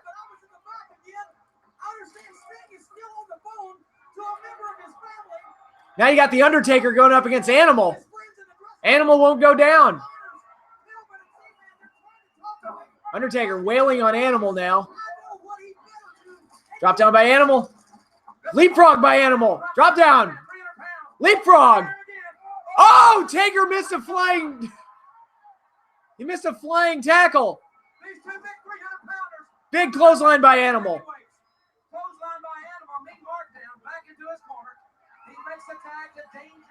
Hiding weaknesses. Not having people cut 20-minute promos. What is this witchcraft? Yeah, I know, right?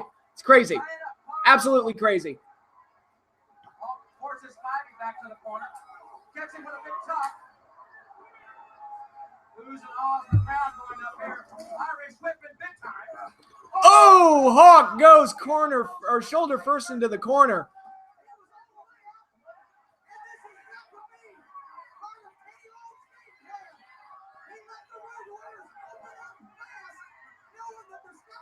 Oh! Skyscrapers just ram him into the ring post outside the ring. Spivey throws him back in. Hawk is in trouble. Oof.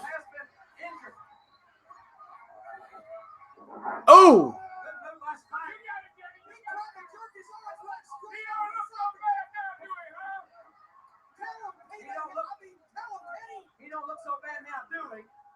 It's also weird seeing Undertaker in like the short tights. It's like I don't think I've ever seen this much of Undertaker's body like the entire time he's been in WWE. Oh, are we going to see old school here? Undertaker. Are we going to see it? He walks the rope. We see it.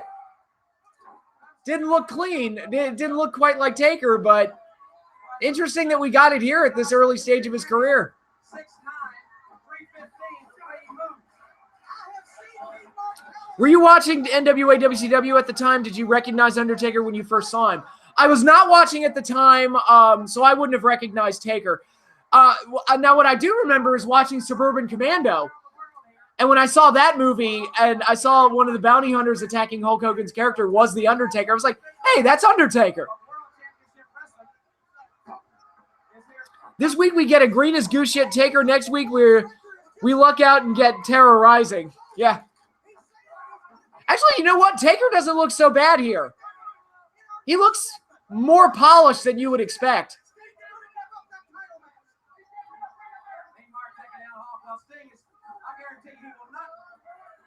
He's actually like playing up the gimmick. Like he's actually like wrestling here. And he's not acting like a zombie. So this is really interesting to see. Walks the rope again.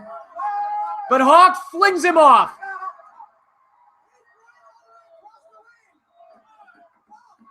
Terrorizing, who's that? Some French guy who marries the boss's daughter? All right, Animal tagged in. Here we go. Drop kick by Animal. Drop kick by Animal. Power slam. When I was a kid, I thought the power slam was the coolest move. Now it almost seems quaint by today's standards. Oh, Skyscraper's double teaming. Referee, you got to get one out of there. Oh no, Animal, double clothesline. Fucking Road Warriors, man. Double clothesline, Taker goes out.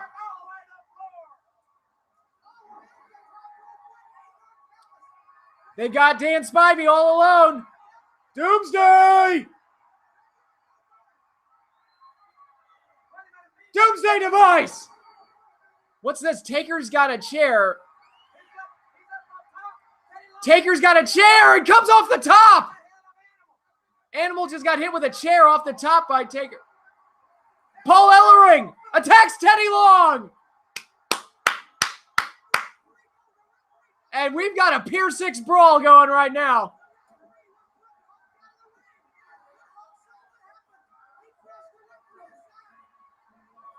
Referee's down.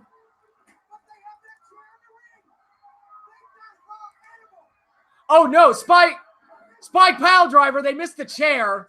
They tried to do a spike pile driver on a chair, but they missed the chair. So now Dan Spivey's just wailing on Hawk with the chair. That makes up for it. Oh, and Spivey clotheslines Ellering. Oh! The Skyscrapers are destroying the Road Warriors.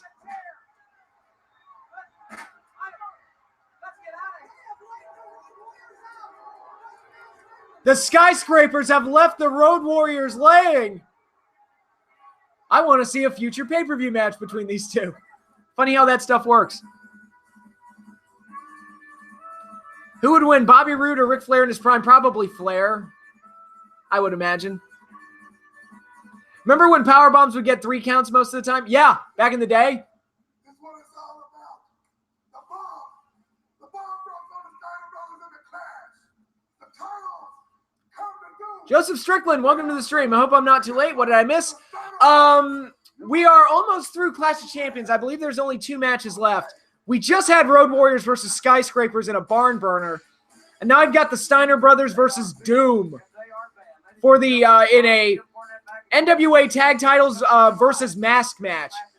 Now it's funny, it's like Doom's putting their masks on the line, and it's obvious that it's Ron Simmons and Butch Reed. So it's like, I don't really care if they get unmasked, but you know. Yeah, but Road Warriors and Skyscrapers just had a cool match. And this was the version of the Skyscrapers that had The Undertaker in it. So we got to see a very young Undertaker get to work with the Road Warriors.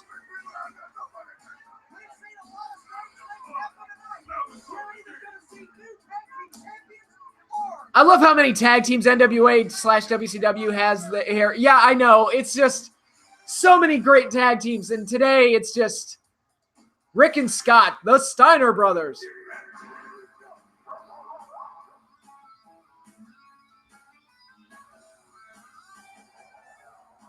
How old was Undertaker at this time anyway? I would imagine like early 20s, if I had to guess. Early to mid-20s. The Steiner brothers. This match is going to be cool. I think this match is going to be cool.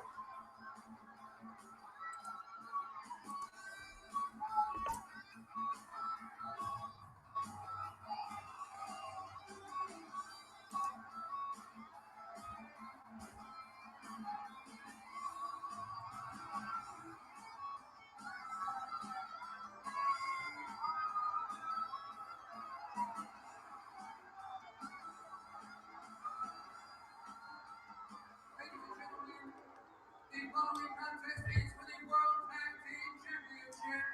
It is the Tag Team titles versus the Masks. Introducing first the challengers to my left, the mysterious Team of... I remember when I was 6 and Undertaker debuted as the American Badass. My mother got so mad at me for knowing the word badass. But I had no clue what it meant. Yeah, there were a few things like that with me, too, when I was a kid. Where it's like, I remember SummerSlam 91, the match made in hell. And I called it the match made in hell, and my parents were like, don't say that. Just don't. The Great Muta and the Dragon Master, that is still to come here. And hey, Jim, did you hear Brian Pillman said Sting wanted to get in the cage? I don't know what. He couldn't still want to wrestle with the Horsemen as his partners. Well, we're going to hear from the Horsemen live here in a few moments. Do you think maybe Sting would actually try to come in there and get back at the Horsemen? I hope not. That would not be very smart. Okay, that Doom's just... Yeah, one of them just tried to yell at the crowd through the microphone, but I think the mic was broken. I couldn't hear what he said. The title shot, and he's going to come out here and do it personally, and that's why his friends don't want him to do it, because he will embarrass them. They'll be ashamed. Scott Steiner and Ron Simmons together in the ring. That's an interesting pairing. Damn! He's fat! I don't know about that. I got my ideas, obviously, who they are. If they don't win the titles, we're going to find that out, or they're going to walk out of here as masked champions. The whole thing with Doom is about their identity. It's the psychological advantage they have by wearing those masks. They feel that those masks... He's fat! This fat son of a bitch. This fat son of a bitch.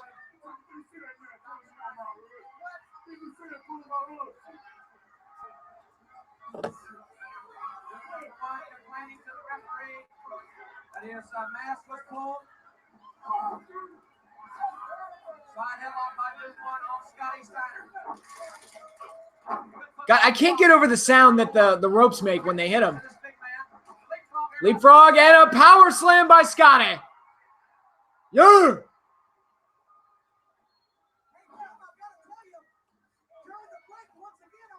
Now I want to hear you cut a promo on Cassius Ohno and Scott Steiner's voice. I don't have to. Steiner's already done it. Just take the one he did on Samoa Joe and just apply it to Cassius Ohno. What the heck do you think? She said, hey, Ric Flair is still Ric Flair. I don't really care. So there you got her opinion on what's going on between Sting and the Horsemen. Oh, God, the ring just shook. Working over Scotty Steiner. Irish whip reverse. Oh, chest first in there. Oh, German suplex by Scotty.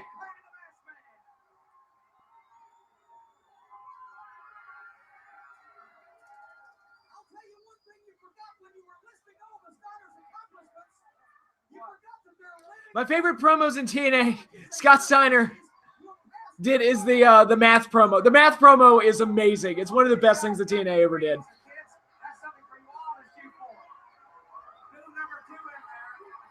That's Butch Reed. He's so stupid it takes him an hour and a half to watch 60 minutes. Well, that's certainly your opinion, not mine. They got college degrees. What's your degree in?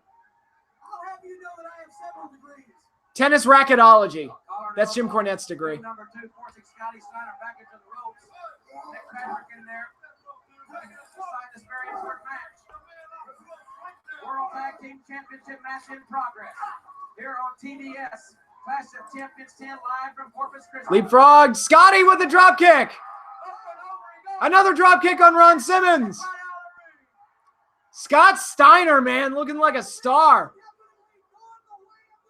Hard to imagine, like, there was a time where Scott Steiner, there were plans, or there was an idea that he would win the 1993 Royal Rumble.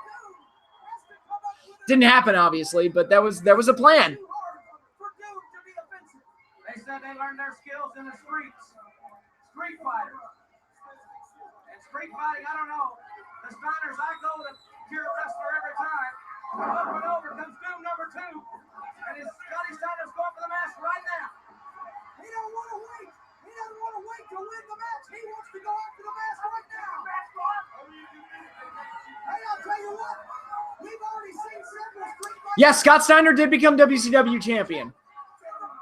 He was one of the few good things they had going in their last couple of years.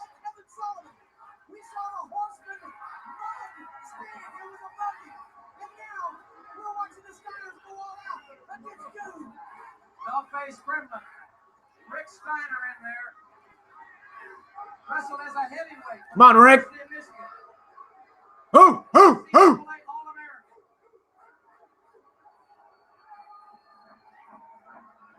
He is quite a character.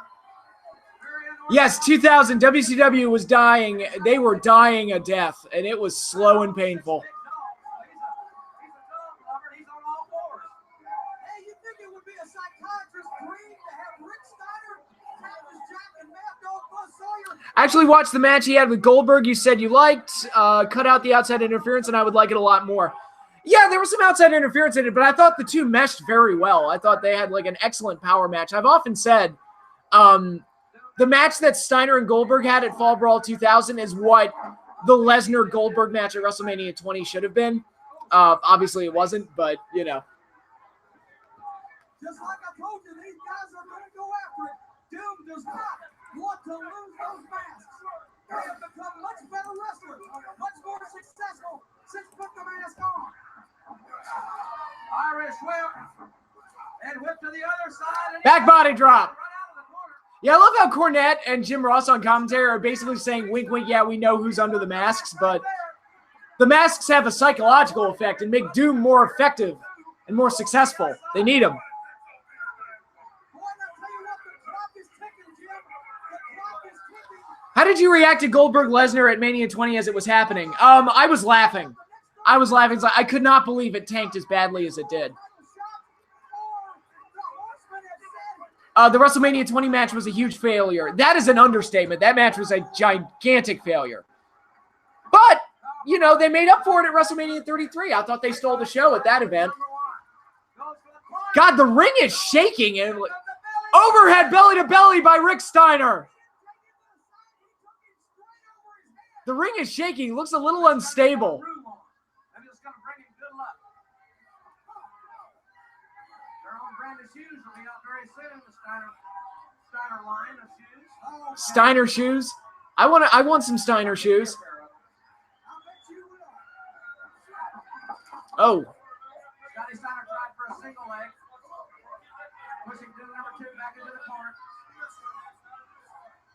Or Nick Patrick saying it's a wrestling match, not a fist fight. There's that root. Yeah, Nick Patrick is a selective official.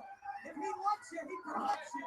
He's always against the Express. I don't know why either. I can't figure it out. We want Brett. We want Brett. We want Brett. One of the things I remember from that Lesnar-Goldberg match at Mania 20. Yeah, they were chanting like everything. Like I think they got to Hogan at one point. They were chanting for Hogan. They were chanting for literally everything but the two guys in the ring. I'm going to look for Steiner shoes at Foot Locker tomorrow. Yeah, I don't think you'll be able to find them. Scott Steiner. Oh! Just walked into a stiff shot. Owies. Doom in control now. Body slam. Leg drop by Ron Simmons. The World Tag Team Championship is on the line in Steiner's face ramp. Right into the Yeah, Lesnar Goldberg, that might be the earliest example of a Chantamania style match where the crowd just did whatever the fuck they wanted. That was a good move by Doom to keep it from making a tag. Excellent tag team wrestling. You do right now. It looks like they're dead set on paving this kid's face in. They're kicking, stomping, punching, right in the face. Big clothesline on Scott. Scott's in trouble. Scott Steiner's got for certain. This could be all right here. Doom now, he just choking him. A blatant infraction of the rules. And Rick Steiner, the big brother, says he's had all he can stand. There was no Oh, Scotty gets thrown out of the ring.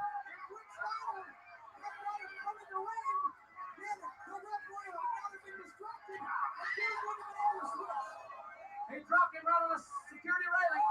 That steel railing chest first. Doom had an illegal switch there. There was no tag made. Well, Rick Steiner should have distracted the referee, like I said.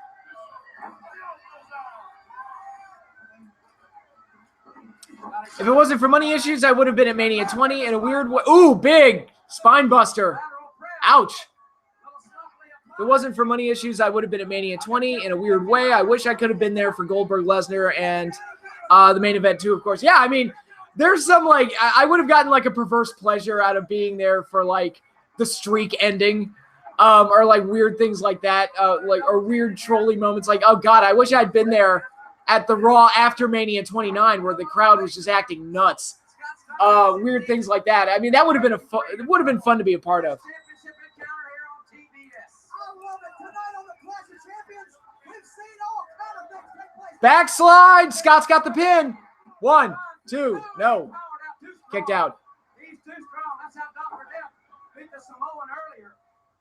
Jim, we've seen all kind of things tonight. We have seen the Horseman issue the ultimatum to Sting. And pile driver on Scott. Ouch. He's not going to last much longer.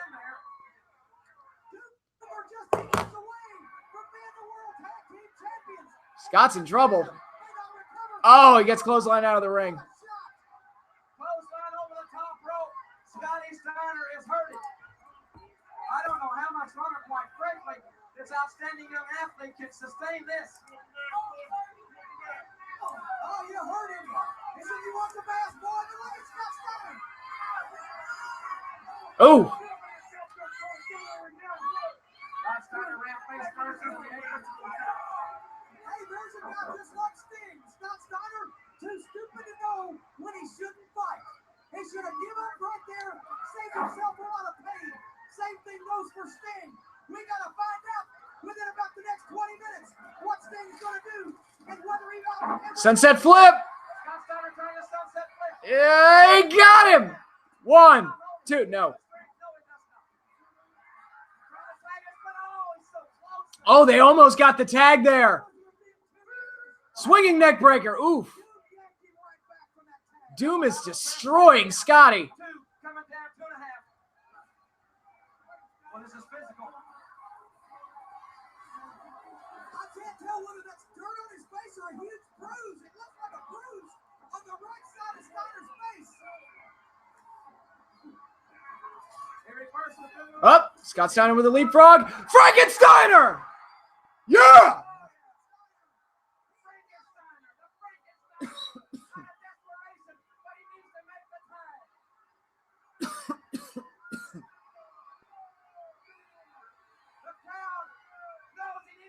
Gets the tag to Rick.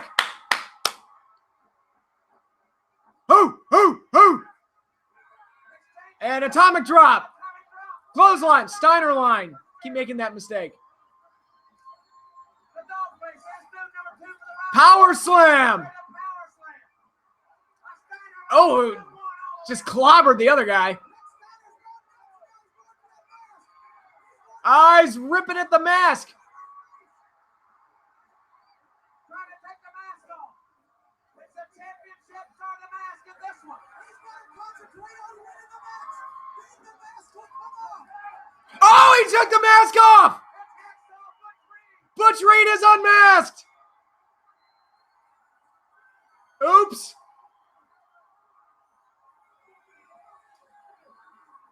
Oh, roll up. 1, 2, 3, the That was a really good match. I like that.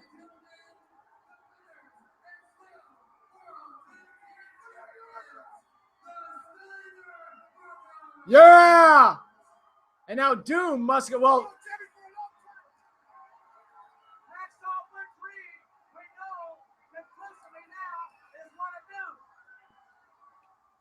there you see it. Steiner almost had the mask off, but Duke couldn't see. Steiner ripped it the rest of the way off. And we saw Hacksaw Butch Reed. When Reed turned around. what's your favorite pin combination? The one that gets you the win. Are the Steiners your favorite team from WCW? They're up there. It's like them and the Road Warriors, and like I also like the Midnight Express, and like Tully and Arn. There are a lot of really good ones.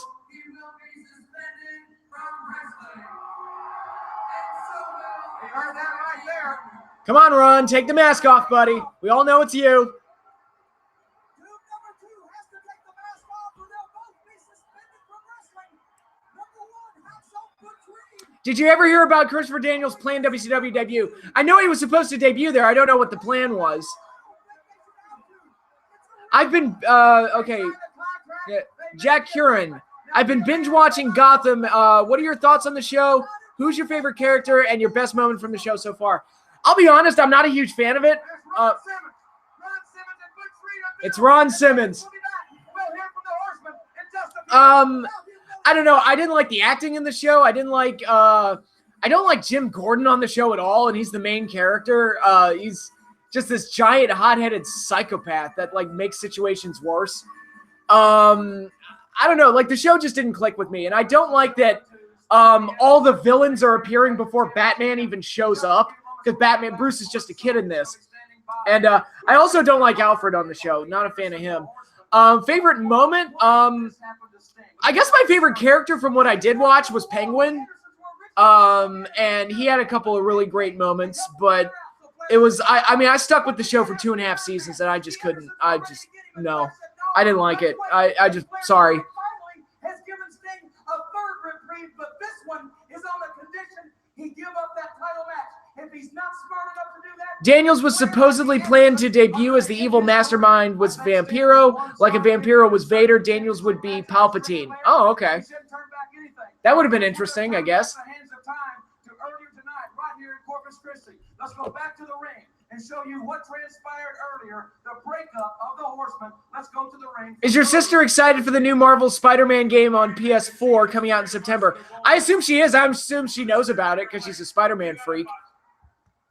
2 hours to make up your mind what you're going to do. And I'm telling you right now, it's only because of his nice kindness that we're going to let you live right here. 2 hours, you make up your mind. You go tell Ross, you tell everybody in the world on this national TV that you're going to give up that chance at the world title. You understand? Not a chance. Sting, I bought you a little time because of what you've done. You're too easy. The whole deal is this: you got 2 hours to make up your mind, and you're no longer a horseman. Have you watched Spectacular Spider-Man yet? I've watched the first 7 episodes. It's good. I like it so far. I'm 7 episodes into it.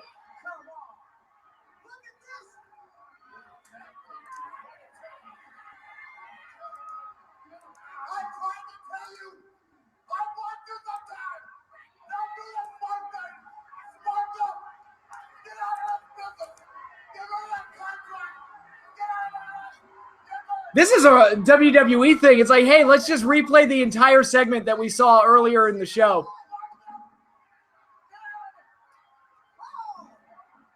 This is pathetic. Absolutely, it was pathetic, and there was no reason for that, Jim Gordon. All the reason was to take Sting out and give him one last warning. When the Horsemen say they're going to hurt somebody, they always hurt them and hurt them bad, and I believe him this time. Sting better make the right choice. I love Spectacular Spider-Man. It was so sad when I heard it wasn't continuing. Yeah, I mean, it's so far so good based on the 7 episodes I've watched. I saw the episode where Mary Jane was introduced, and I was like, oh my God, she sounds like a porn star. She's like, God, they really sexed her up on that. Not like looks-wise, but in her personality. She's like, oh God. She's a quite the flirtatious little thing. Not that I'm complaining. We let you slide twice, but we sure as heck ain't gonna let you slide a third time. I tell you what. Remember when the 3-hour Raws started and they played entire segments halfway through the show just to fill the time? I think they still do that, don't they? I don't know. Whenever I see a replay, I just kind of zone out. Well, there's no two ways. It's bottom line. You're looking at the most elite wrestling group in the world. And Sting forget yesterday. You heard the ultimatum. If you don't get that release, when we get back from this cage match, we're going to find you in this building or in the streets of Corpus Christi. You owe me. Now, the dues are paid. Jesus, Rick. Or you got one last chance. Sign your release. Because, pal, you're looking at Ric Flair and the Horseman. And the bottom line is, whether you like it or you don't like it, learn to love it. We'll be right back. Wow. Rick really went off on one there. What if WCW got away from the NWO thing in general in '99 and started to push better talents? I mean, it was almost like WCW became a victim of their own success because the NWO got so big. Oh, God, they're playing this again. I can't watch it. No, this Russell War 1990 rap, I can't. No, we're muting that. I'm not watching that again. Yeah, the NWO got so big and became such a viable brand that it was like, all right, how do you move on past that? It was like, it was one of those things that it became a victim of its own success because it's got to have an ending at some point, but they, why kill the golden goose? And then it just kind of became like this vicious circle of like justifying bad decisions. But yeah, if they'd pushed new talents in 1999, they would have been in a much better place. What did you think of the 2007 MVP Matt Hardy feud? I barely remember it.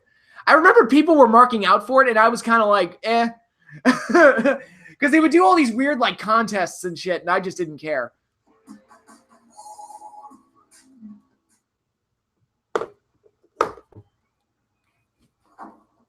There's Muda.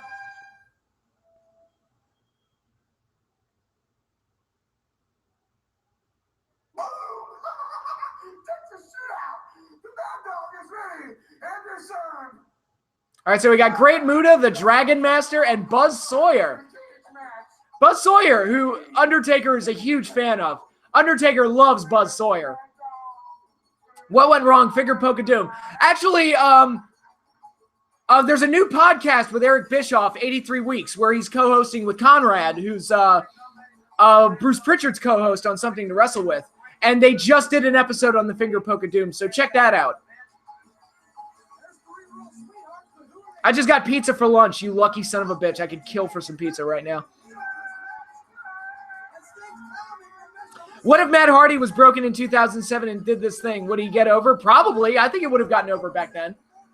Because he was kind of stale back then, I thought. Like, Hardy was, like, in this weird place where he's, like, doing the same thing he'd always been doing, but he looked older, and it just didn't quite work.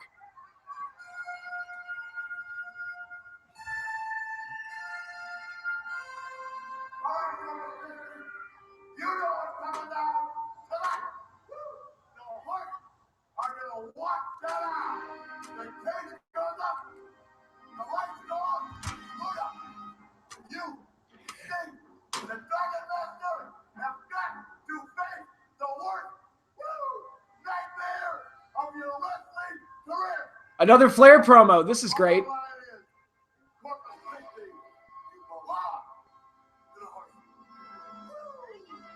Buzz Sawyer, is he the long-lost father to Tom Sawyer? Yes. That's his gimmick.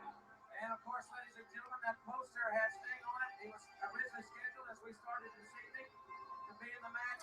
Okay, now here's my question. Because the Horsemen turned on Sting, who are the faces here? Because the Horsemen look like assholes, and Gary Hart's crew are assholes. So who are the faces here? As it happens, I call it your local cable company.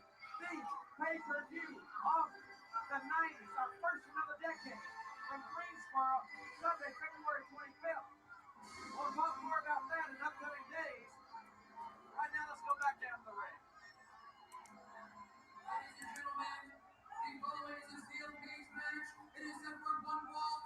That is a pathetic looking steel cage.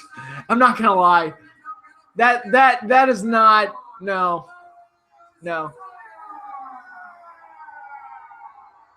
Yeah, to explain what I said earlier, apparently Buzz Sawyer ripped off Undertaker. He was supposedly like training him or something, and Buzz Sawyer did something where he like took the money and ran and just left, just basically ripped off Taker. And apparently the first time they were both in the WCW locker room together, Undertaker almost beat the shit out of him. And Gary Michael Capetta, the ring announcer, had to talk Undertaker down.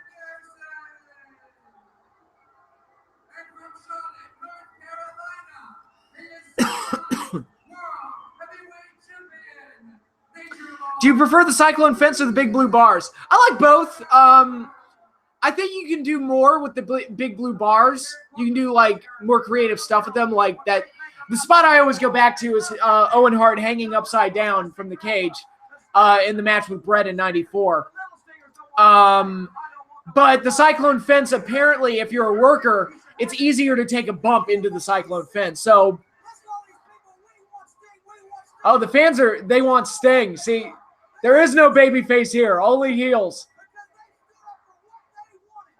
There are no faces, only Zool.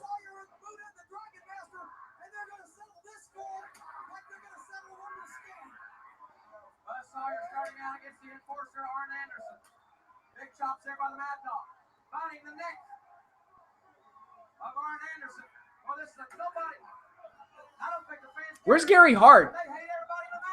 Oh! Sawyer just went flying into the cage.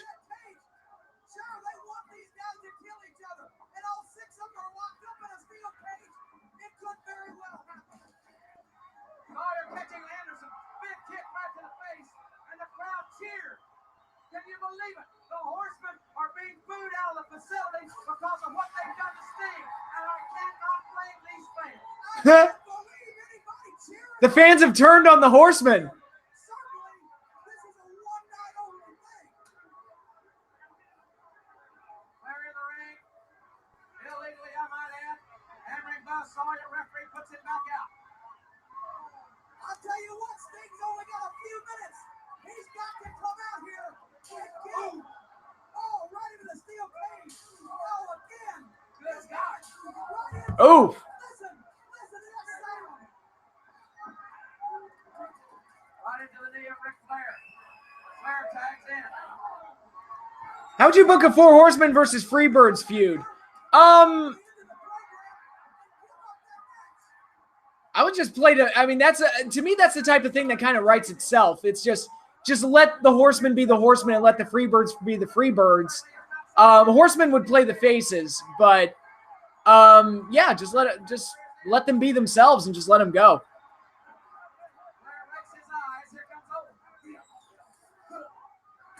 Ole Anderson, the voice of both the Black Scorpion and the Shockmaster.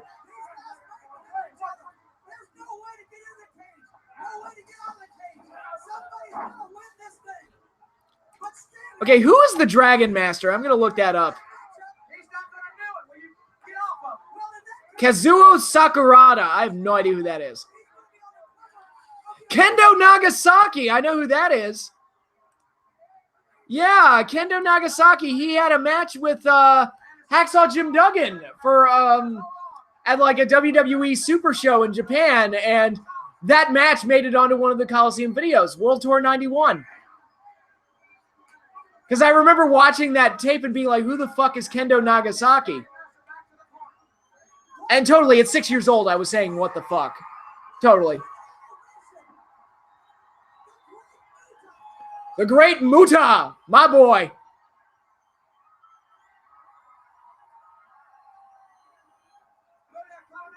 Was that Arn Anderson's brother or something? Yes, Ole Anderson is Arn Anderson's brother. Handspring elbow by Muta. Muta lock. Oh, Sting is here. He's going after Flair.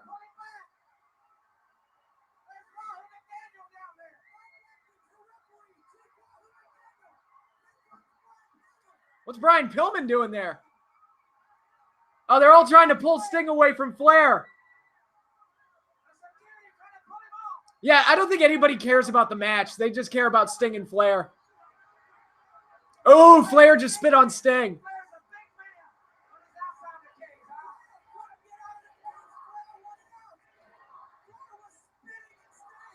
Remember any shoot matches in wrestling that ended badly? I mean, I guess you could count the Brawl for All. Poor Bart got his clock cleaned. When did the Dangerous Alliance form? I want to say 92 is when the Dangerous Alliance formed. Oh, Buzz Sawyer just took a nasty bump. I think he was supposed to bump into the cage wall back first, but instead he kind of like came down on his head. I guess he's okay.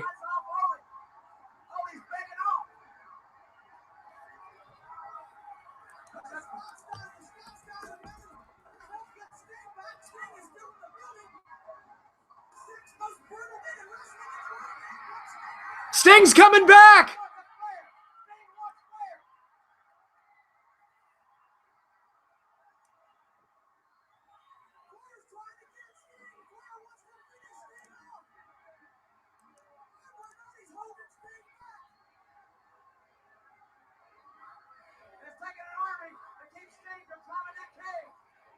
We want Sting! We want Sting! We want Sting! Buzz Sawyer is climbing to the top of the damn cage.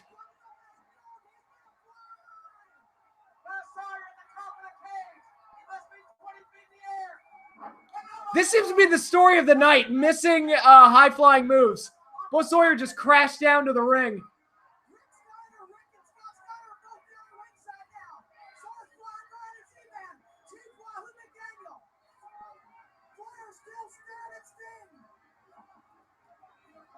I love run-ins with no music or light show. Yeah, it makes sense. Spinebuster by Arn.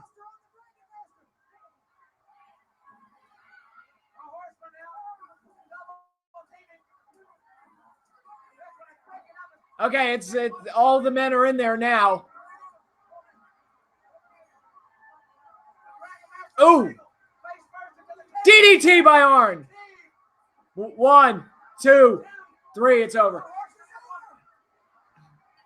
We want Sting!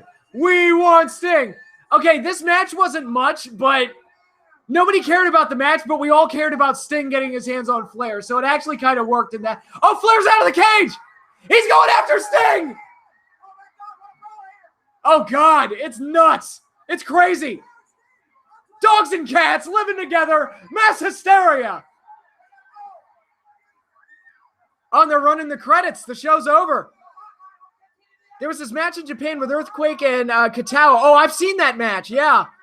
He kicked the ref for real, took the mic and said wrestling was fake. I watched WrestleLama's video on shoot matches. Yeah, I've seen that match. It was awkward as hell. Spinebuster by Arn and other news, water is wet. Yep. Not going to spoil it, but I wish the promo interruption that happened on NXT this week didn't have the music play. Okay. All right. I'm not going to lie. I looked at the card and I didn't expect much out of the show. I really enjoyed this show. I thought it was pretty good. Overall, you had the really good angle with Sting and the Horsemen. That pretty much was like the through line throughout the entire show, which made the main event watchable because I was not looking forward to that main event, but the idea of Sting getting his hands on Flair made that more fun and interesting to watch. And it ended on a nice little brawl to end the show. And all those tag matches I really enjoyed. The Flying Brian and Zenk match, taking on the Mod Squad, that was a good match. Road Warriors versus Skyscrapers was very good. I thought Steiner Brothers versus Doom was very good. I thought this was a pretty good show. Much better than I expected it to be. Some matches didn't work. I didn't think the Falls Count Anywhere match between Norman and Kevin Sullivan didn't work. Mil Mascaras and Cactus was as good as it could be, considering poor Cactus was getting chewed up and spit out by Mil. But overall, I thought the show, that was actually a pretty good show. Much better than I expected.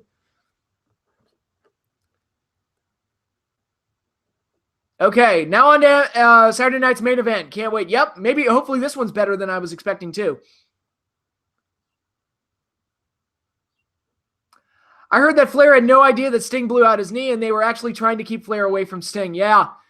Sting would go on to win the title at Great American Bash later this year, but I believe an injury forced him to postpone it.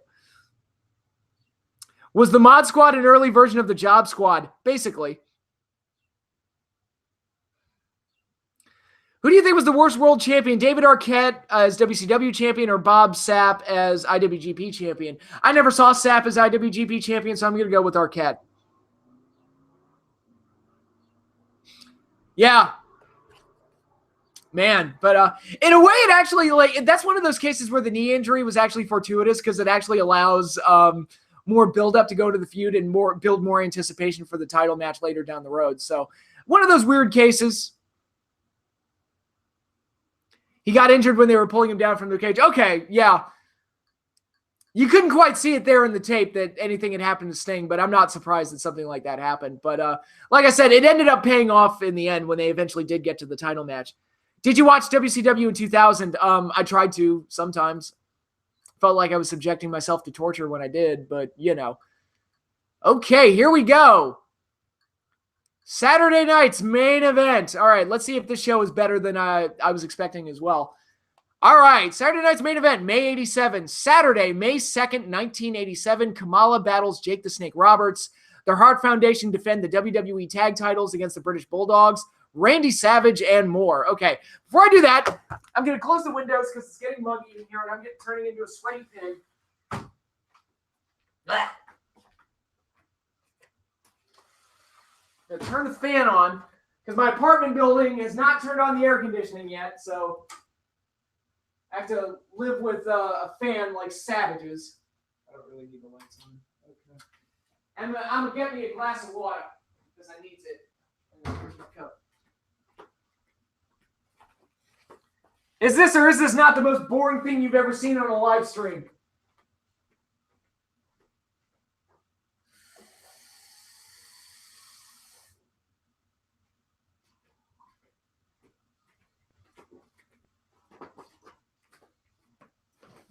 Okay, I have returned.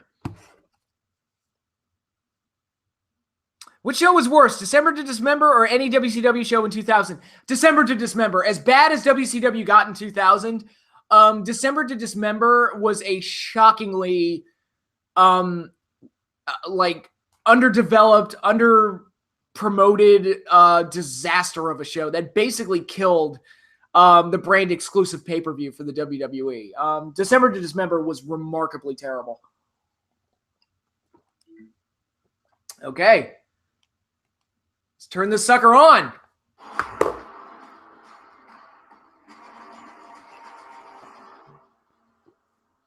How is something else to wrestle with on the network? Is that any good?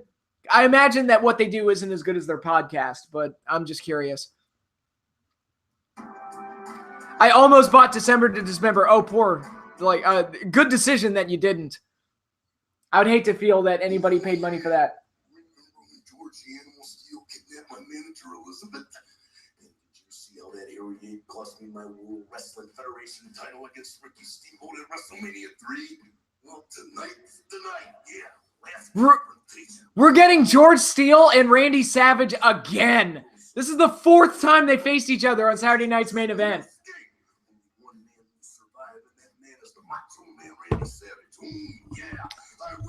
I feel like I've seen everything that they could possibly do with each other.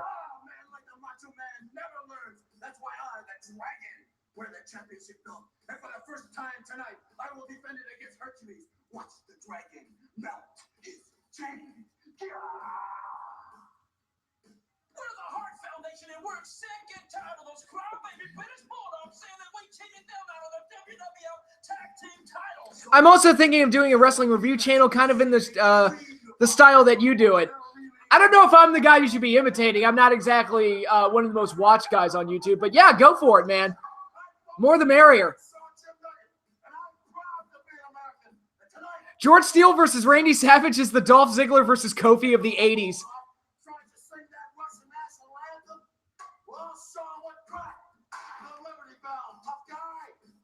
Listen up, all you humanoids.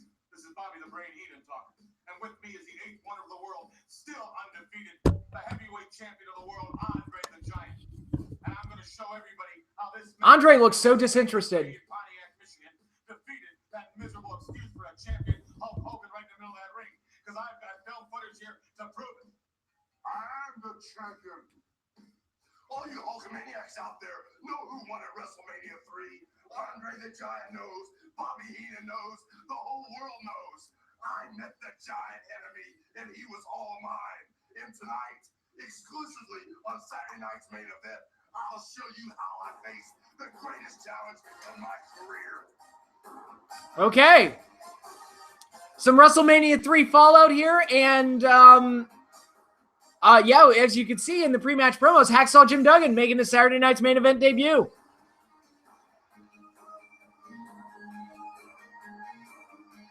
What did you think of them really playing up the fear of Andre not putting over Hogan in the Andre doc? That's one of those things I've always wondered is like, okay, how true is that really? Was Hogan really afraid that Andre wasn't going to put him over? Like, how long after Mania 3 was this show? Well, Mania 3 was in March, like March 27th, I think. And this is like early May, so less than 2 months later.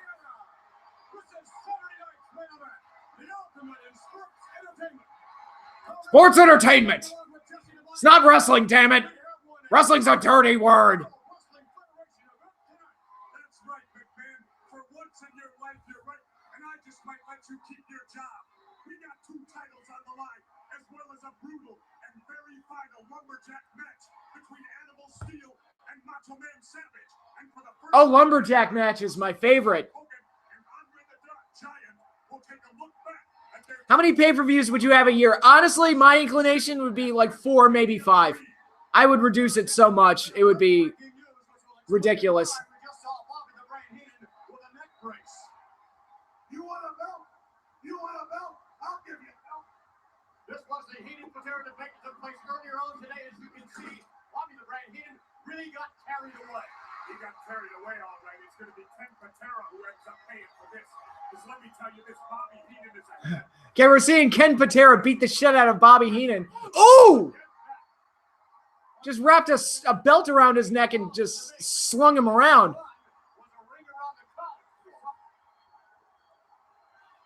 Nonetheless, Bobby the Brain Heenan is indeed with us here tonight. Perhaps a bit more on that story later on. But right now, I love the whole burn it down thing with Rollins. Yeah, no, that's really cool. It's made the theme song better. I'd rather have a cage match than a lumberjack match. Me as well.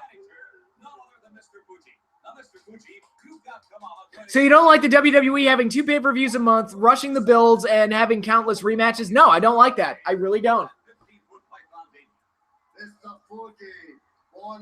How many offensive racist stereotypes can we get into one screen? We've got Kamala, we've got Mr. Fuji, and we got Kim Chi, the handler.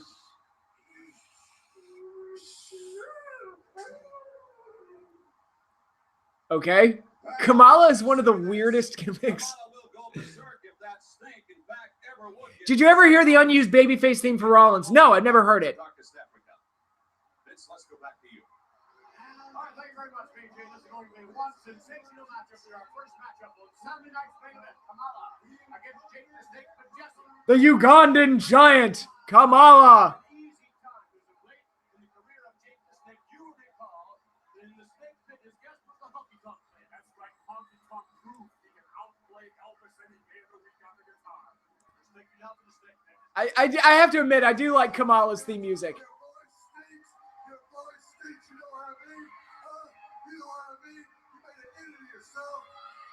Oh!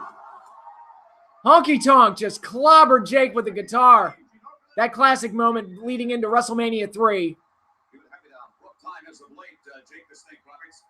I can't help but believe that the Honky Tonk Man might have scrambled your brain when he hit you over the head with that guitar. Why else would you sign a match against somebody as big and unpredictable as Kamala? Because Damien wants to. What would Damien want with Kamala? Why don't you ask him, James? You've got to be kidding me. We're out of time, Jake Roberts. Let's go back. And now Jake Roberts is a face. Very creepy baby face. Okay, Kamala's graphic is terrible.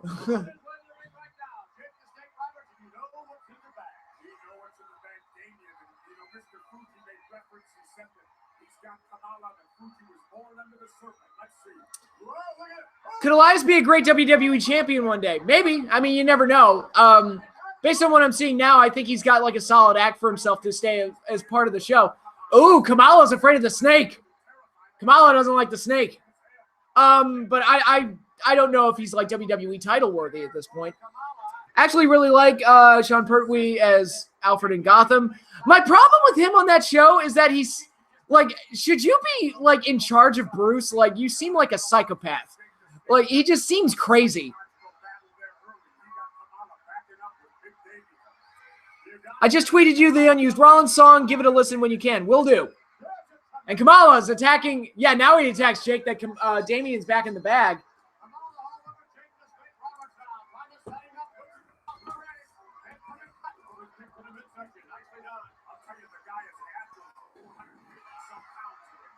Jake coming back against Kamala.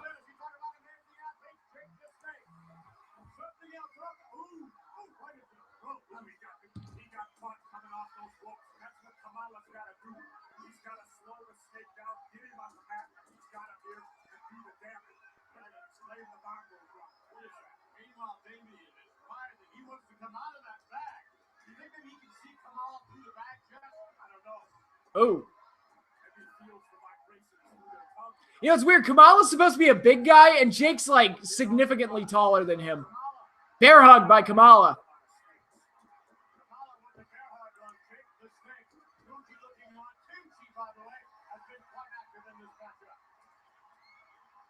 I'm doing a brand split WWE 2K18 universe mode with both legends and current guys.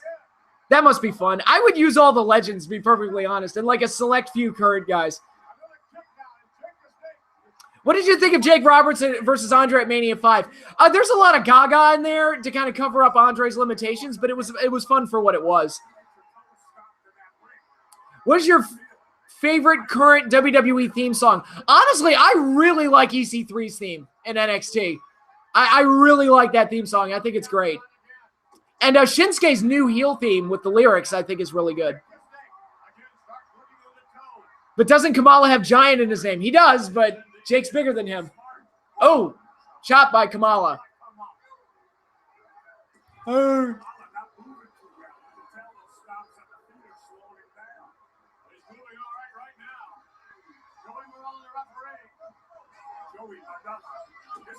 Referee Hogan and Andre the Giant. Well, if there's one ref that should be suspended, it's him, Danny Davis.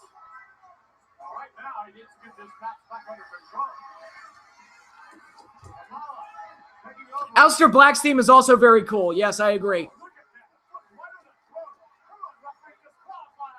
I have Jake the Snake, Savage, Rock, Austin, a lot of those legends in there. Cool.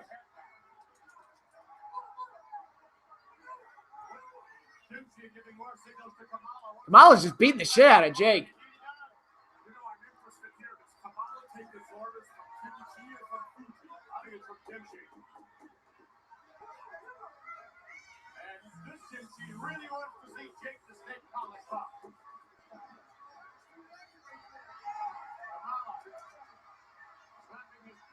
Did you see the video with Aleister and EC3 that NXT tweeted last night? I didn't. Are they feuding? I'd like to see that. Jake coming back, and Kamala won't go down. Oh, headbutt by Kamala.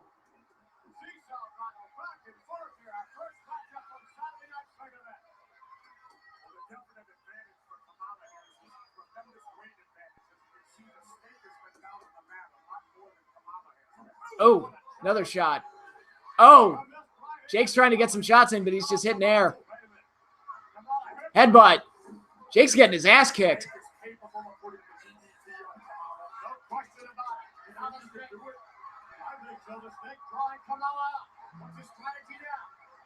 Oh, Jake is playing cat and mouse with Kamala.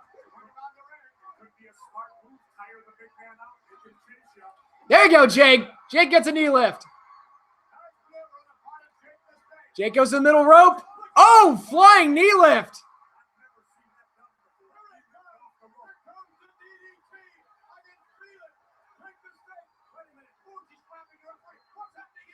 Oh, Kim Chi just attacked Jake. Big splash by Kamala. 1, 2, 3. Kamala beats Jake Roberts.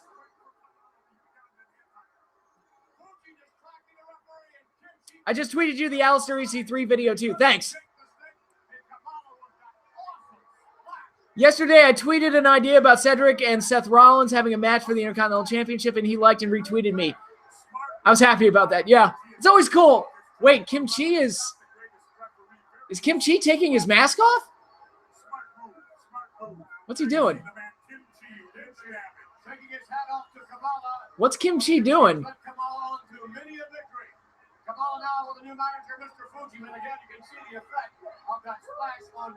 Wait a minute.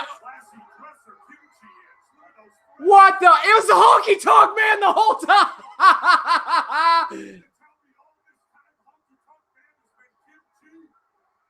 The Honky Tonk Man was disguised as Kim Chi the whole time, and he just cost Jake the match.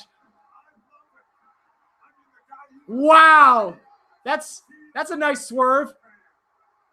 I don't remember seeing this. Dick. You dick.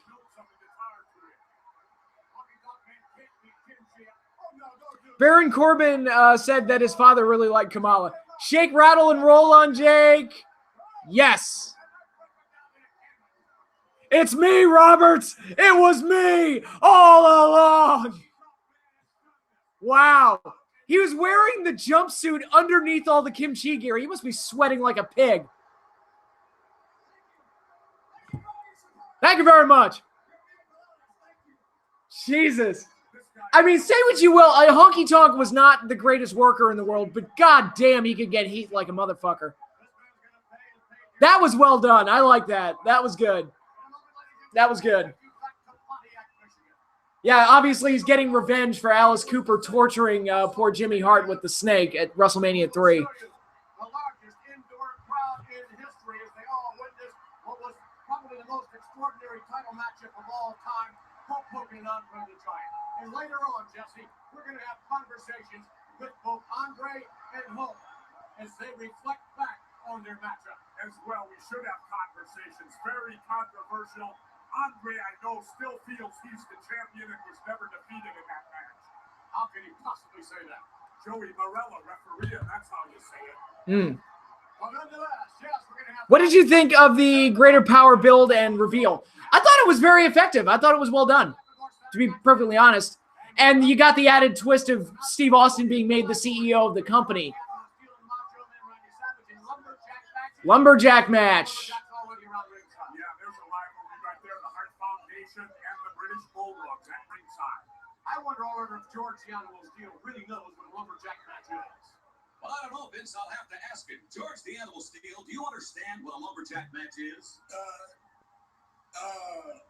You know, George, there's going to be 15 wrestlers surrounding that ring, and if either you or the Macho Man gets thrown out, either one or all 15 of them will throw you back in the ring until we have a decisive victor. Right. George, there is no escape in a lumberjack match. George, do you realize that if you lose this match, it could be the last time that you ever see the lovely Elizabeth? Elizabeth? Yes. He understands that. He understands Elizabeth. This isn't right, Vince. I really don't think that George the Animal Steel understands how brutal a lumberjack match can be. In my universe mode, one of my matches on SmackDown is Rich Swann versus Rick Martel. I don't know if that is a dream match, but I think it would have been a great match back then. Battle of the Ricks. Oh, Honky Tonk's back out and Kim Chi, so... Well, Vince, that's hard to say. Wait a minute. George tells me that you were trying to confuse him. No way. He just does not understand what the rules are in a lumberjack match and how dangerous it can be. Gee, don't worry about it. I'm here to take George to the ring. After all, he was there to help me win my belt in WrestleMania #3. So I'm there to help him out. Come on, George. Oh, Ricky's being his pal. He's George and Ricky Steamboat are buddies. Isn't that cute? Gotta get you right here. Let's go back to you, Vince. Mean Gene must have loved his job when he had to interview George Steele. I mean, yeah, there's Hacksaw. In the ring right now, Hacksaw Jim Duggan, one of the 15 lumberjacks surrounding the ring. He is something else. Yeah, something else. Why? Because he can run around in a 2x4, hit people. Oh, Well, he brought his lumber, and it looks like it's being placed on the timekeeper's table.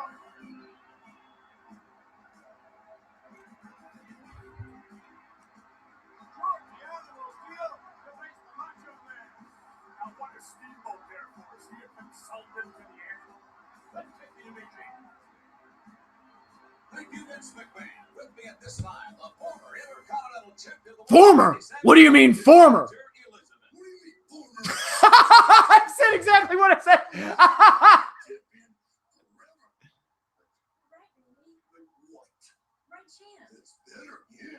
Randy Savage, I don't understand a lot of things. I love Randy so much. Oh my God. First he kidnaps my manager, and then he cost me the title on Wrestlemania III. Fuck that guy. No escape. Vengeance is mine. All right, George the Animal Steel, perhaps I can understand that, but what about Ricky the Dragon Steamboat? He's going to be one of 15 men on the outside of the ring. How do you deal with him? He's going to be more fat, but I'll give him a second. I want to hear George Steele and Umaga have a verbal debate. Oh God, that would have been great. To the Macho Man, Randy Savage. Down the aisle. All right, Come on. Oh, Randy, you are a treasure. Macho Man should be making his way to the ring any moment.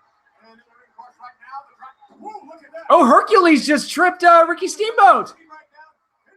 They have a match later in the show.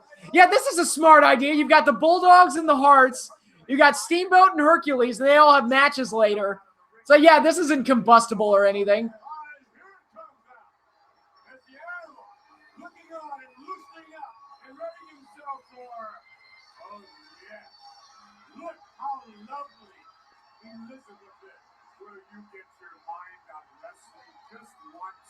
Randy Savage versus Bonesaw McGraw. Well, Bonesaw McGraw's tough to beat because he's always ready. He's always ready. Always.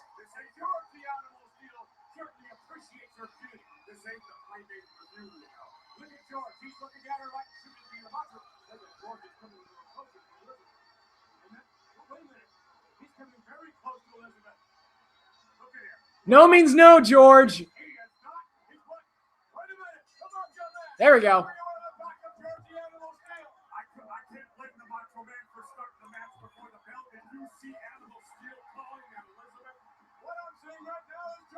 Oh, George Steele's throwing Savage around.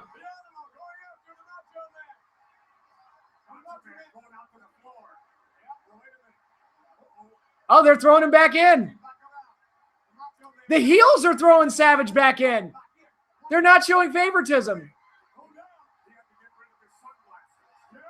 There we go. Nowhere to run, nowhere to hide.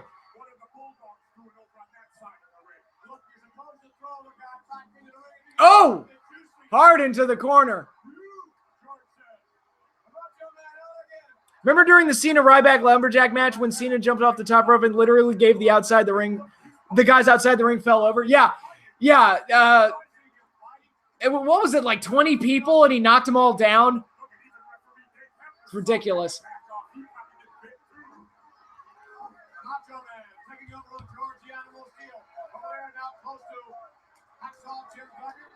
But aren't all the heels friends even when they never interacted and shouldn't care about each other? And baby faces too? Yeah, there's that clear division. All faces are friends and all heels are friends, always.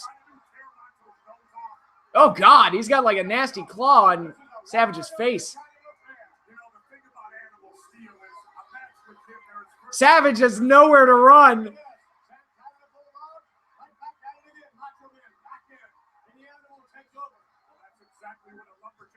Oh, Steele goes into the corner.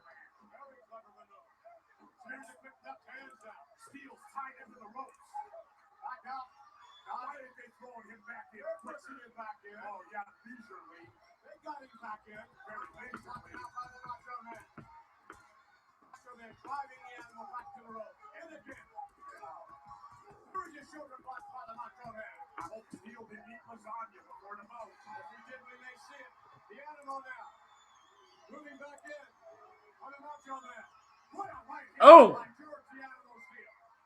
George is in control. Oh, big shot. Savage going up top. Double axe handle, and down goes Steele.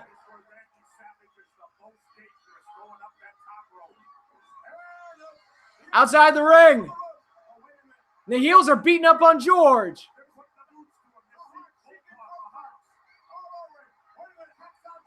And Hacksaw's chasing everyone away with the 2x4.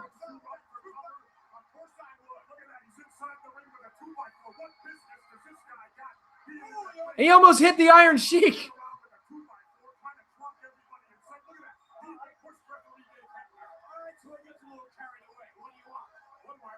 What do you want? He's a psychopath that breaks the rules, Jesse. What are you doing? He can't be controlled, but the kids love him.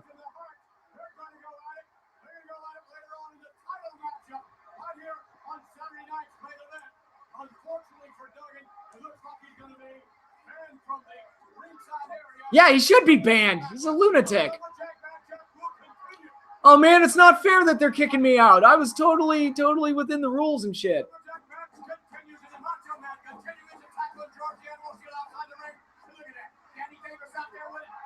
Now George just clobbers Danny Davis, the evil referee. Body slam. Oh, man, double chokehold on Savage. Throws him down to the ground. And got to eat a turnbuckle pad. Got to eat it. He's got the stuffing and throws it in Savage's face.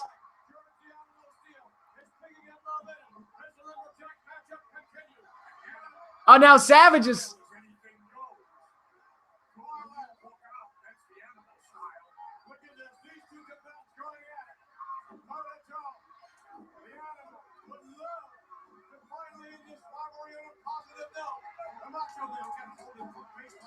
Would you like to see a broken Matt Hardy produced movie? Yes. Suplex by Savage. A wrestling hold in this one. I'm amazed.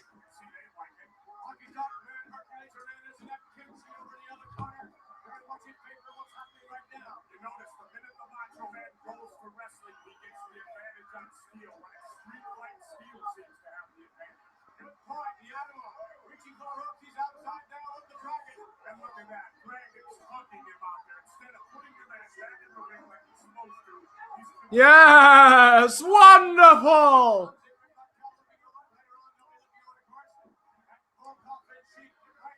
King Maxwell's Wild Ride. Just King Maxwell going on like a space adventure. That's the movie.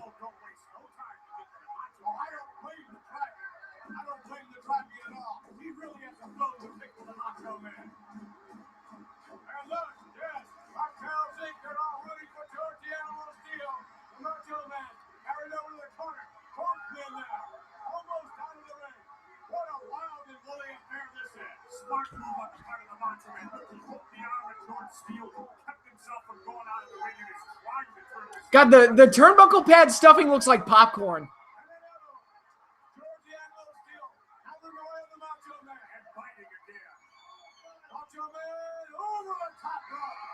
Up and over. Savage takes a shot at Steamboat. The rivalry is renewed. Faces and heels are fighting.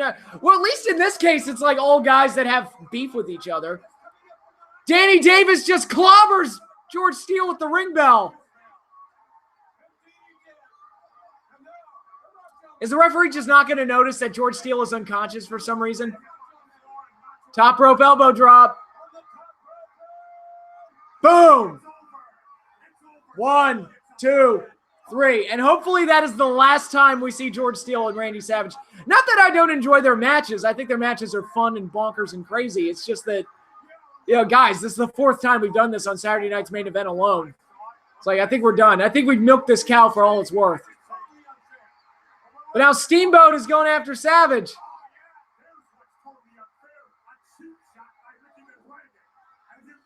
Now Hercules is going after Steamboat.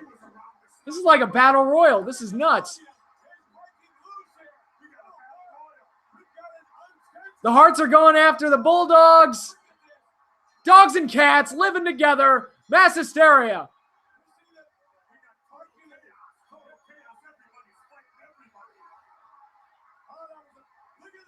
Are you going to watch Halloween this October since it turns 40? Oh, here comes Jake. You know who he's going after. He's going after Honky Tonk. He's got Damien with him. Jesus. Honky Tonk gets the hell out of there. Now he's got Damien wrapped around Kimchi.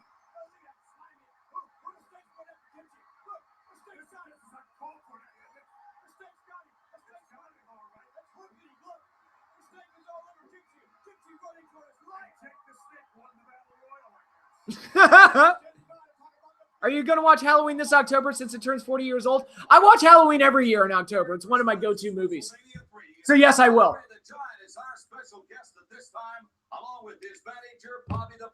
That was fun. I like that. The dust is settled from Wrestlemania III. What about that devastating loss? What do you mean devastating loss? There was no loss in Wrestlemania for us.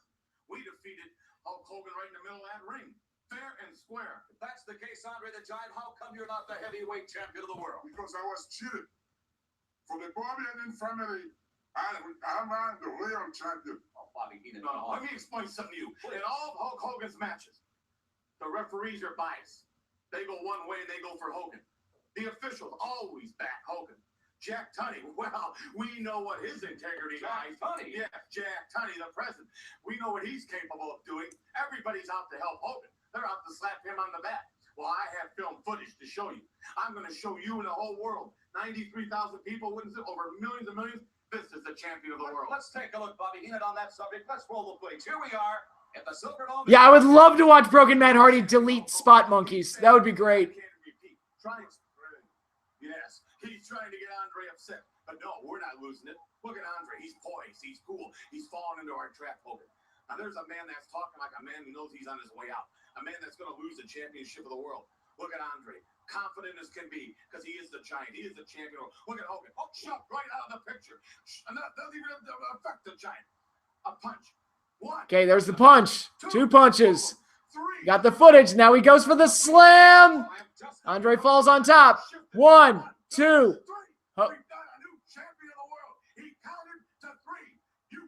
But Hogan got his shoulder up. Wait a minute there. The referee is reinforcing his decision. He only came up with a 2 count. Oh, he's lying. He's lying. The man counted to 3. You saw it. The people saw it again. But Hogan's shoulder was up. I demand an investigation, and I demand an investigation now. Broken Matt should delete babyface Roman. Agreed. The referee was trying to pull something here, some chicanery, some shenanigans. I don't know what he's trying to put him there, but I'll tell you one thing. I know I'm the world champion. It's very simple. You strip him of the championship, you give the belt to this man, or you demand a rematch. It's that simple. Thank you very much, Bobby Heenan. Thank you, Andre the Giant. Now this is going to begin the build-up to the Hogan-Andre rematch almost a year later in February 1988, which we've already watched here on the live streams. So there we go. Okay, tag title match up next.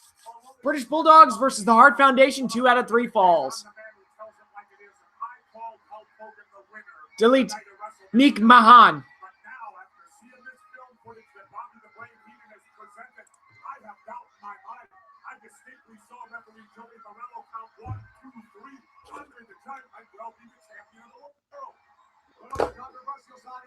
Oh, there's little Matilda. The Bulldogs came out with Matilda. What a cute little dog.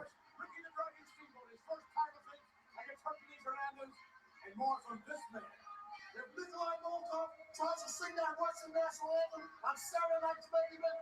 It'll be the last time he ever sings it. Tough guy. I'm a xenophobe. That's me, Hacksaw. We're ready for this long-awaited title rematch. The Hart Foundation against the British Bulldogs. They're Tito Santana with the Bulldogs. Let's take it out of Mean Gene and the Hart Foundation. Well, gentlemen, we've seen your so-called victories in Tampa and at Wrestlemania III. And I think I can speak for everybody when I say you stole those belts. Yes, indeed, you did steal them from the British Bulldogs. You are a shame. You're a disgrace. You're a black eye on the face of professional wrestling. Well, thank you, Mean Gene. You stole those belts. Pat Patterson once said on Table for 3 that he used to feed Matilda hot dogs and she puked in the car. That seems like a dumb thing to do. Feed, I don't know, like my inclination would not be to feed hot dogs to a dog. Oh, yeah. Oh, Danny trying to go after Mean Gene. I can't believe it. I hope official action is taken against these men. journalism. I've never been so viciously and brutally treated. Let's go back to you, Vince. I'll tell you what, Jesse, that Danny Davis is rude. Yeah, but I'll tell you what, Gene Okerlund's the instigator of all that. He started it. He ought to stand up for himself. If he wants to play with fire, stand in. I used to think that Jimmy Hart was a long-lost Hart brother to Bret and Jim Neidhart. I mean, I don't blame you for thinking that. They all have the same, like, kind of, sort of last names, at least. I used to think Jim Knight. Oh, Matilda goes after Jimmy. Ah, that's funny. Oh, my God. She's even chewing on the megaphone. Good dog. Good dog. That's cute. Matilda.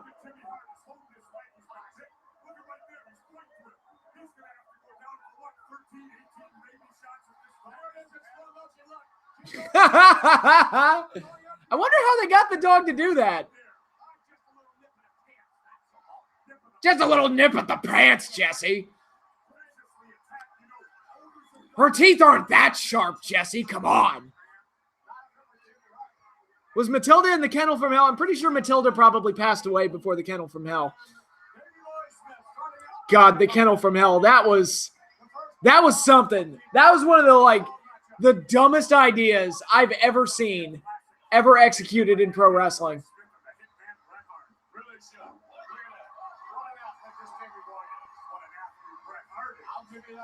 Oh, now we got some wrestling. Davey Boy and the Hitman started off.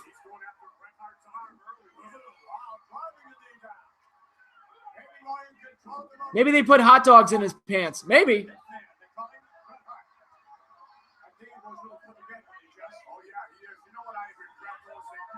Nip up by Bret.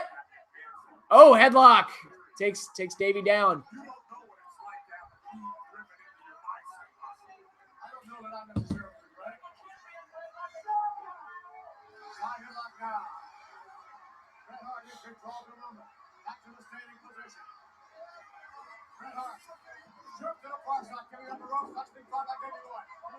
Ah, flips him over. Bret goes flying. My dog used to love hot dogs and chicken. I mean, chicken and hot dogs are good. Oh, nice crucifix. It's just that with hot dogs, I would be like, is that the healthiest thing to give a dog? I mean, like, again, it's not exactly the healthiest thing for people either, so. Oh, knee lift. Right in the gut. Bulldog goes down.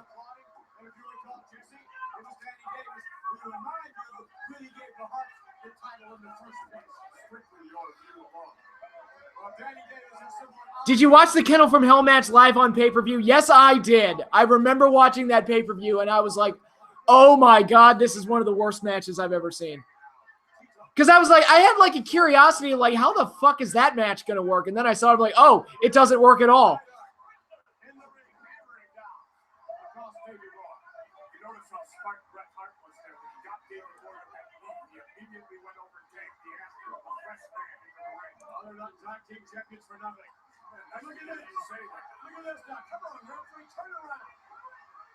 This is probably one of the things that keeps them tag team title holders.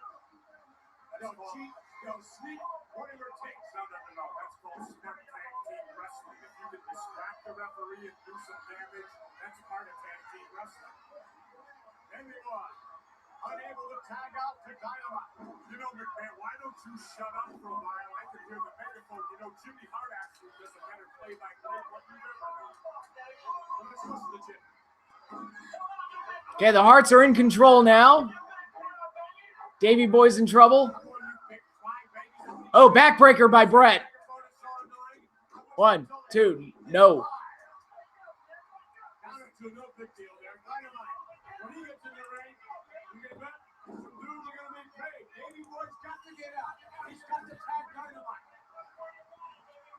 Got to do only what he can do in there. Right now, it's all in favor of the Hitman. Davey Boy has been cut off earlier on. Trying to make a tackle. Oh! Got the feet up. Davey Boy tags in Dynamite. Oh! Bret goes chest first into the corner. Oh, slams him down by the hair. Clothesline by Dynamite.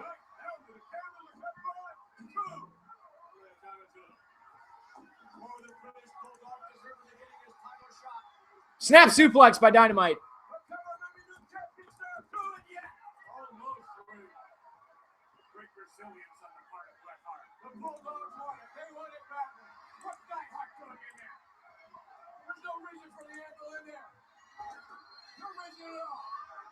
Oh, Dane Davis interfering.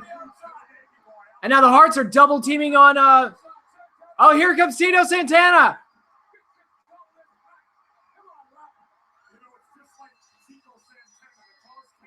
What just happened?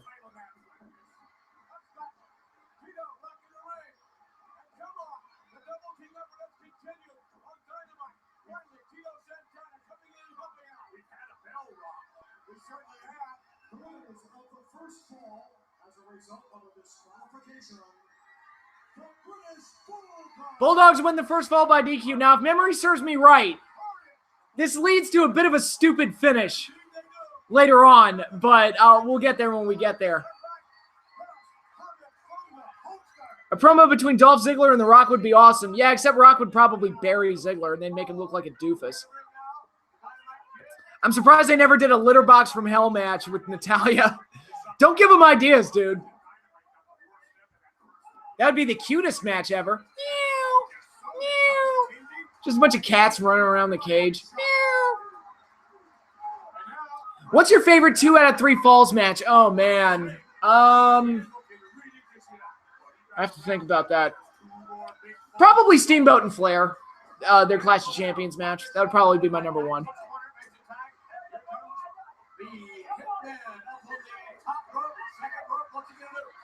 Oh!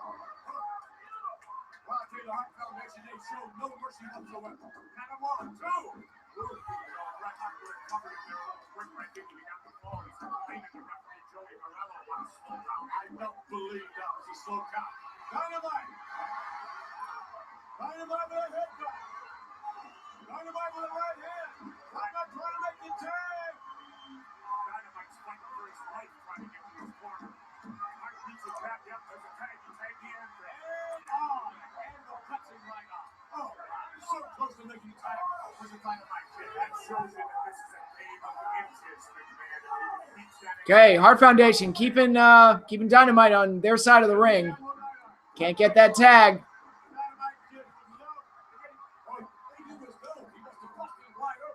Oh, Brett just attacks Davey Boy. Davey Boy's chasing Brett around the ring.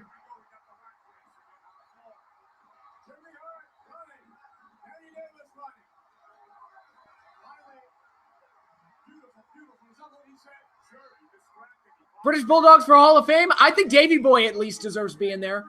I'd put the tag team in there, personally.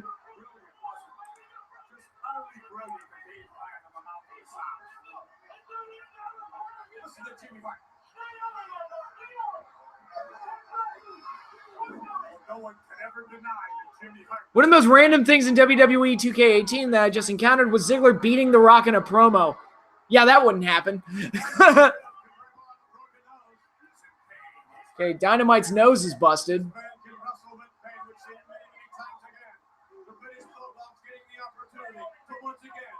Tell you what, the Bulldogs have had some really good tag matches here on Saturday night's main event. Their matches with the Dream Team, the match with Volkov and the Sheik, really good. Oh!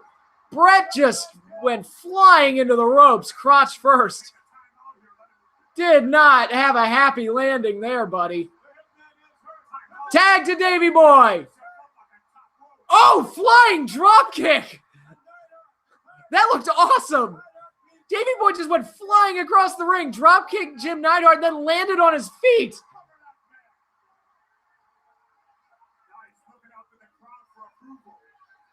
All right, Davey Boy, Neidhart, clothesline. 1, 2, no.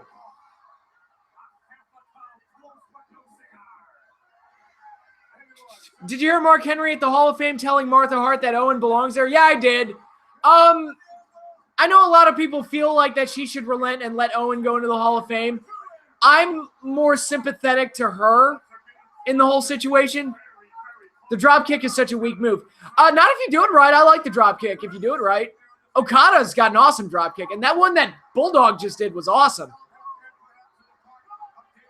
But yeah, I mean, when you look at her situation and you look at how she lost her husband and what the business took away from her and her family, like, I kind of understand why she might be a little bitter. Like, oh, Neidhart accidentally hits Brett.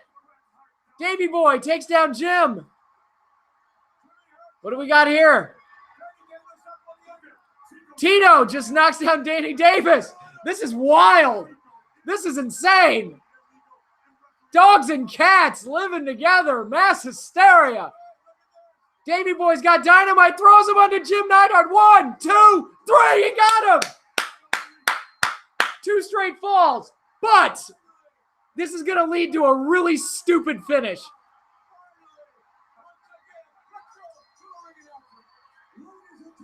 This is going to lead to a really stupid decision here.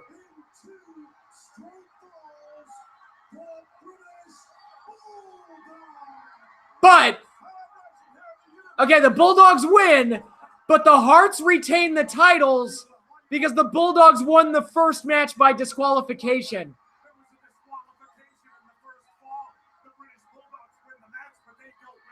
That's dumb. That's dumb. Especially since I've seen 2 out of 3 falls matches, like the Hart Foundation and Demolition at SummerSlam 1990. Where the Harts won their first fall by disqualification. To me, the DQ saving the title rule shouldn't come into effect until the 3rd fall. So I don't like that decision, but really good match. Really good. Well, you know, whenever Hulkamania runs victorious, victories are always sweet. But in front of 93. It'll be 20 years of Over the Edge since Over the Edge next year. Did you see that show live on pay-per-view? Yes, I did. It was probably the most awkward and heartbreaking pay-per-view viewing experience I ever had. I mean, I've seen some bad shows and I've like zoned out and stuff, but I've never seen a pay-per-view where I instantly became so disinterested in everything else that happened after it. What does him not being in the Hall of Fame achieve, though? I think in her case, she just doesn't want to be reminded. Like, she's just like, she probably blames the company for what happened to Owen, and I'm sympathetic to that. And it's like, you know, I just kind of like, she probably just wants to be left alone and doesn't want to have anything to do with wrestling. More awkward than Beware of Dog. That was just frustrating because we didn't know what was happening. It's just the screen just went blank. I remember we got like the pay-per-view equivalent of the blue screen of death, and it was just like, Beware of Dog will be up soon, and we were just like confused because we didn't know what was happening.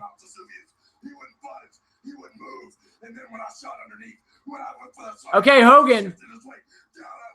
1, 2.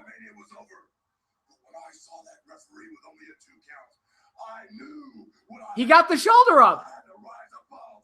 I had to take 93,000 plus Hulkamaniacs to the mountaintop with me, Mean Gene. And with all that, the psych I had on, and all those Hulkamaniacs, we know what went down in the Silver Dome. It had to be an absolutely brutal battle, but now Hulk Hogan. What about the comments from Heenan and Andre? They say you should be stripped of the title. If not stripped, you should be forced to once again defend against the big Frenchman. Well, they can have an investigation if they want to. I don't care. Check out the footage. If they want a rematch, the Hulkamaniacs and I, we fear no man or beast. But as far as stripping me of that title, Andre the Giant, you gotta beat me 1, 2, 3. You can't complain to the WWF. You can't complain to all your fans on your side. You gotta face Hulkamania and Mean Gene. Now that I've felt the wrath of the Giant, now that I know the Heenan family can't handle Hulkamania. Beware of Dog was one of the first shows I looked at for the network when it first launched.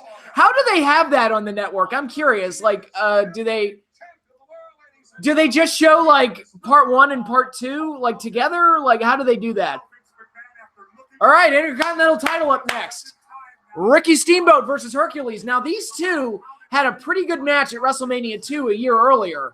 So I'm anticipating this to be a solid match. Good power versus athleticism style match, if you will. All right, Ricky the Dragon Steamboat, you've already seen action tonight in the lumberjack match. Now, are you ready to defend your title? What's a more dramatic kick out? Actually kicking out or getting the shoulder up like Angle used to do so well? I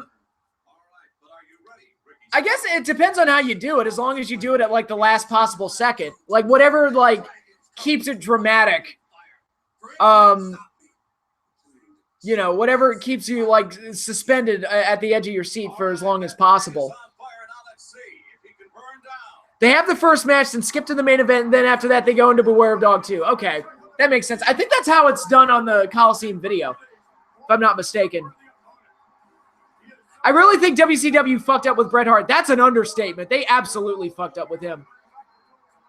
They should have pushed him in around 98, not have him given him a great run with the WCW title without turning heel. What are you talking about, Randy Savage? Are you telling me you want Ricky the Dragon Steamboat to win? No. I'll let him slide past tonight, but I want to take it from him myself. It's a shame we didn't get like that Steamboat Savage rematch, because Ricky would actually take time off to be with his family after the birth of his son, and Honky would win the IC title. So things got changed. Then Savage got turned face to work with Honky, and the rest is history. But it's a shame we never got that Dragon Savage like epic rematch. I always hate it when you can clearly see the wrestlers looking at the ref's hands during a pinfall. Yeah. That's where it's like, dude, as long as you like have an ear for the timing of the referee, you should be able to do it without messing up. Why did no one leave after the screw job? That is an interesting question. It was a very messy scenario. He probably should have left after the screw job, but there are a lot of like details that went into that. I've heard the plan during the Mania 4 tournament was to do that rematch. They should have done the rematch at Mania 4 during the second round, I think, with Savage going over Steamboat. But I think Vince wasn't a fan of face versus face matches back then, so he just didn't want to do it. I really think that was the reason to not do it, was Vince just doesn't like face versus face matches, or at least didn't back then. Now he doesn't give a shit. But did you see the screw job on pay-per-view? I didn't. I was in Florida visiting my grandmother when that show happened, so we didn't watch any wrestling while we were down there in Florida. And then we get back, and apparently all hell broke loose.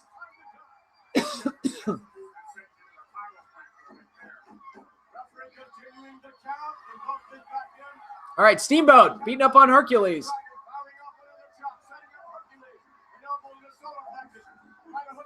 Oh! Just rammed his shoulder first.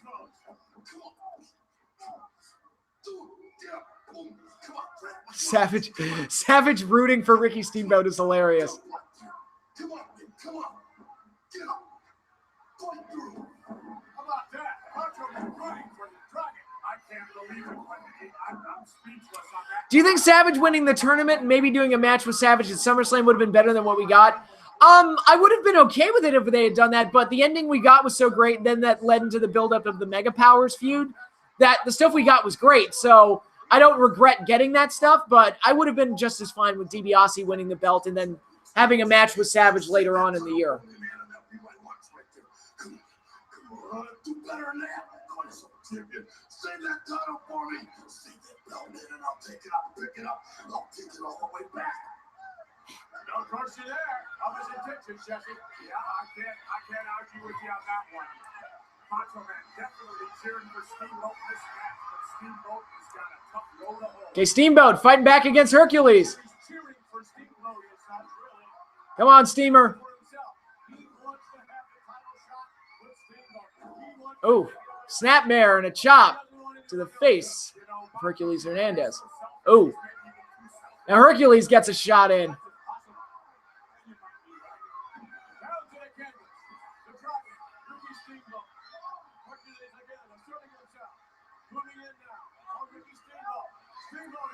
Oh! Oh, rams him into the corner.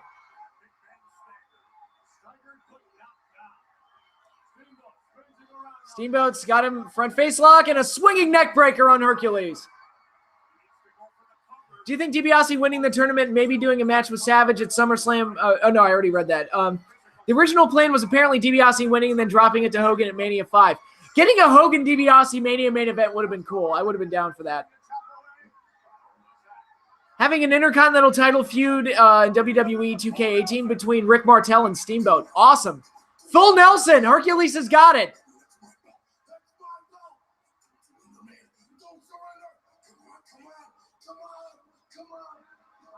God, Savage is losing it. Come on, Ricky. Randy Savage is doing a run-in.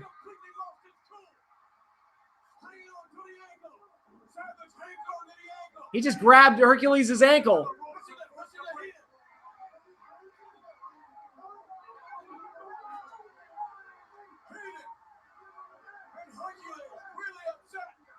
Hebner's trying to get control of this.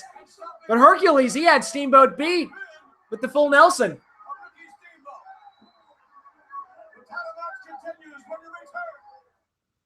I'm amazed Vincey actually, for a bit, was going with a plan that had a heel winning at the end of Mania and then holding it for a year. Yeah, that sounds very un-80s WWF-like. Oh, Steamboat gets the knees up on a giant splash. DiBiase was never WWF champion. I disagree.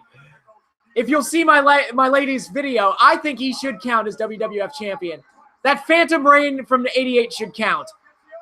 Amend the record books. Hashtag DiBiase, WWF champion. Steamboat and Hercules having another good match here. Oh, misses the elbow. Steamboat.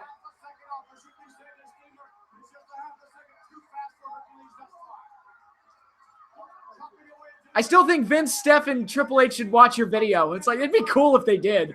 They'd probably go, oh, look at that fucking nerd. Look at that nerd.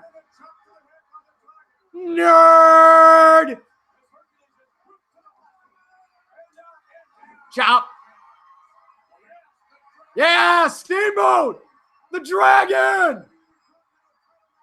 What's he going to do? Chop on Hercules.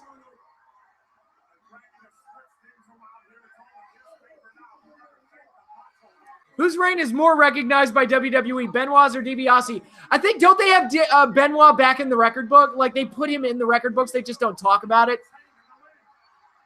Herc's got a chain. That's going to get you DQ'd, buddy. Oh, but he... Yeah, why'd you get yourself disqualified, you moron?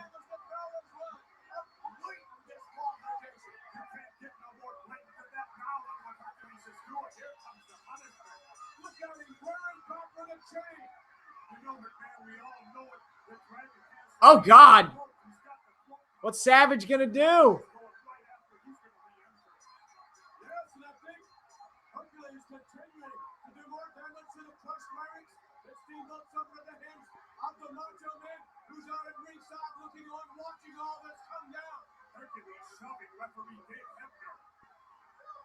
Standing over the Dragon rookie Steamboat.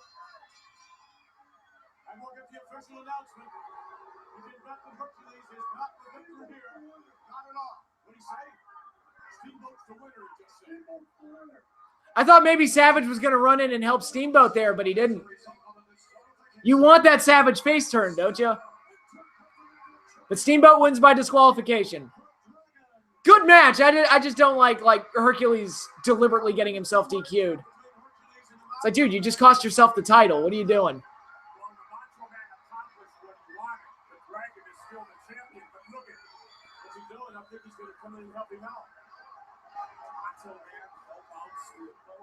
What's Savage going to do to Steamboat here?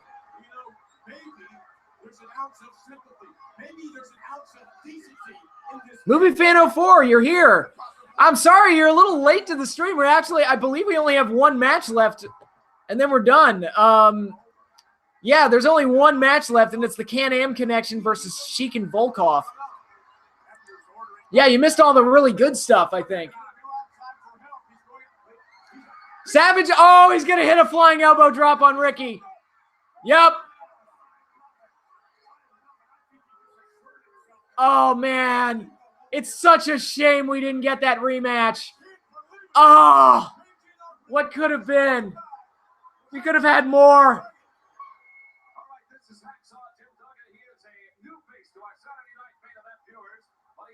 Tom Zink on both shows today. Yep.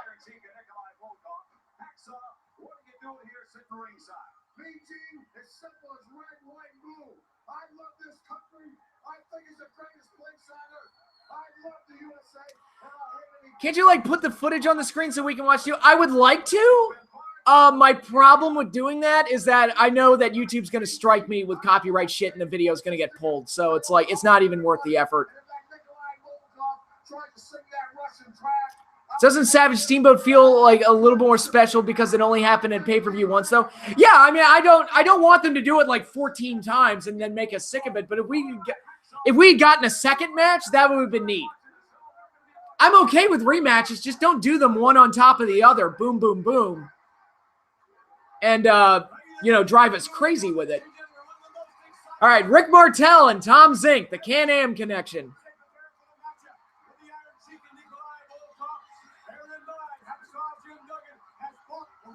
All this is on the network, so if you do a 3-2-1 thing, we can watch it and sing. Oh, yeah.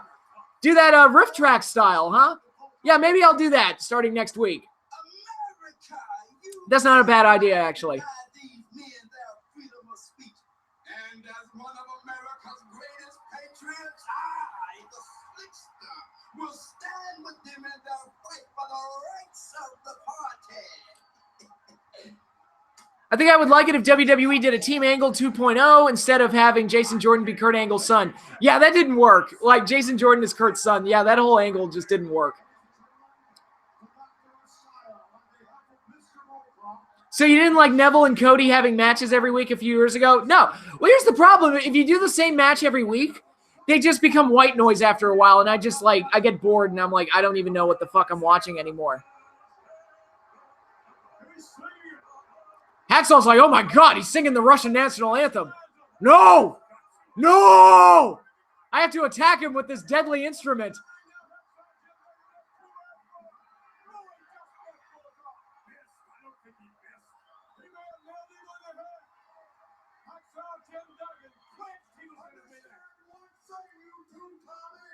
You two commie bastards. My idea was Angle being the coach for American Alpha. That would have been interesting. Is that Slick? Where's his music so you can mark out? Yeah, no Jive Soul Bro this week.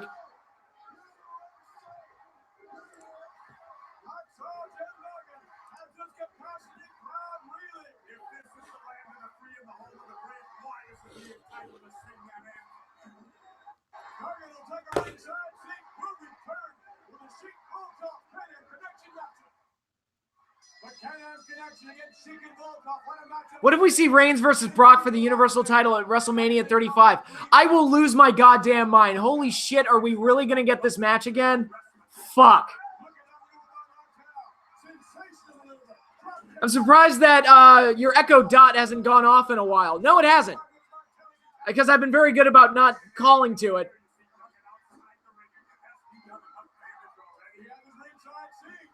What if Hacksaw was in Rocky IV? Would he try smashing the Drago poster during the anthem? Oh, God, Hacksaw would have lost his mind. So much Russia iconography. What is this? No!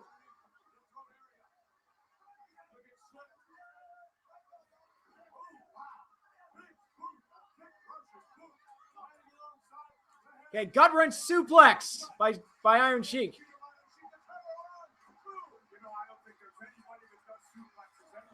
What's Bliss's first name? It starts with an A and ends with a Lexa. I'm still convinced we'll get either Roman versus Lesnar at SummerSlam or because of Money in the Bank cash-in. I'd like neither of those things to happen, though. I don't care anymore. I don't care. I just don't fucking care. I cannot believe, like, we're still trying to milk that cow.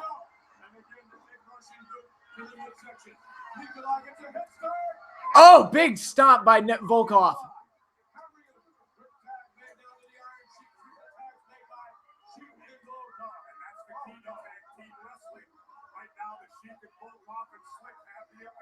Movie Fan 04 with a blank statement. FT Legend with a blank statement. Are you all just like...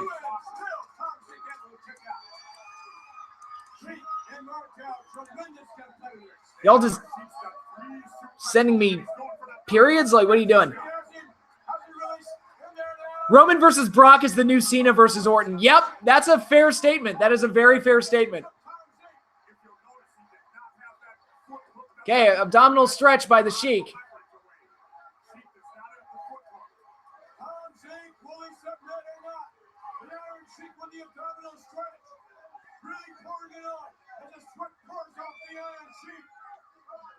Come on, Zink. Hip toss out of it. Yep, there you go. Get the tag.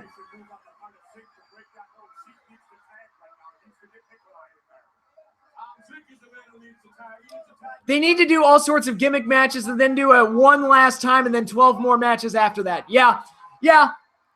Then it'll be Cena versus Orton.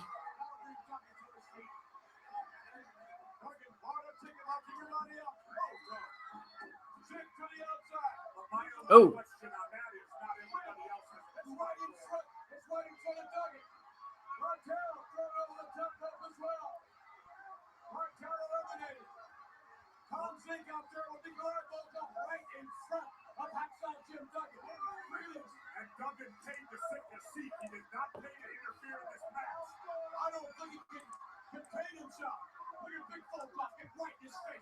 Oh, Hacksaw and Volkov going at it. Some jaw jacking there.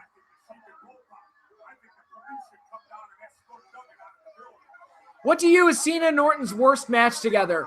The one they had at Royal Rumble 2014, I think it was. Because that was where it was like, okay, guys, roll up. But Duggan's got the referee. 1, 2, 3. Okay, the Can-Ams win it.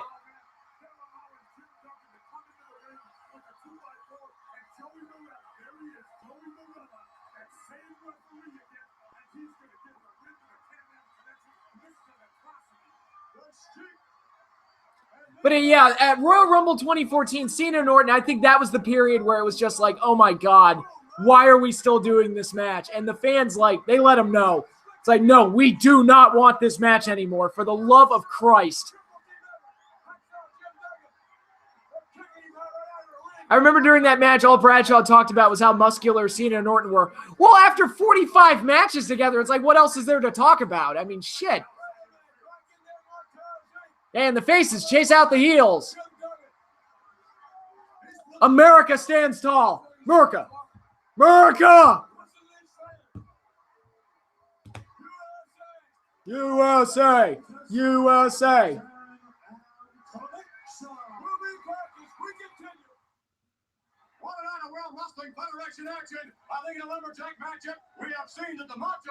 Will today's crop get anywhere near a pop in 10-15 years when they return after a lengthy absence like Goldberg, Lesnar, Rock did?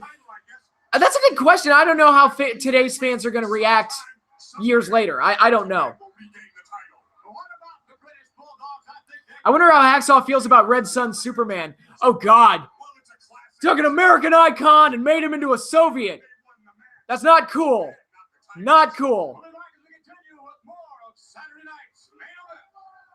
I think we're done. That's the end of the show. Notre Dame. That's a cool place to hold a wrestling event. Okay, that concludes the 11th Saturday night's main event. And I know I started off the stream by saying my hopes weren't high for either show, the Clash or Saturday night's main event this week. I just looked at the cards and I thought, those will look a little weak. I got to be honest, I really enjoyed both shows. I thought both shows were really good. Just really fun shows. Probably not the most memorable events in the history of both shows, but I thought as like complete events, they were really fun and really exciting to watch. So yeah, I'm happy with both shows this week. I thought they were both really good. In Soviet Russia, flag waves you. Yeah, so thank you once again, everybody, for joining me on this wonderful, nice and sunny Saturday as I watch some more Clash of Champions and Saturday night's main event. But next week, we will be back with more. We got a really big Saturday night's main event next week, so that's going to be a lot of fun. So stay tuned for that. But Fun talking to you. Too sweet. Yes, same to you, Dragon Rider. Thanks. And I'm going to check out those tweets that you sent me. But yeah, once again, I'll have more videos lined up for you guys later this week. Be sure to like, subscribe, tell all your friends, tweet me, retweet, and do all that other fun stuff.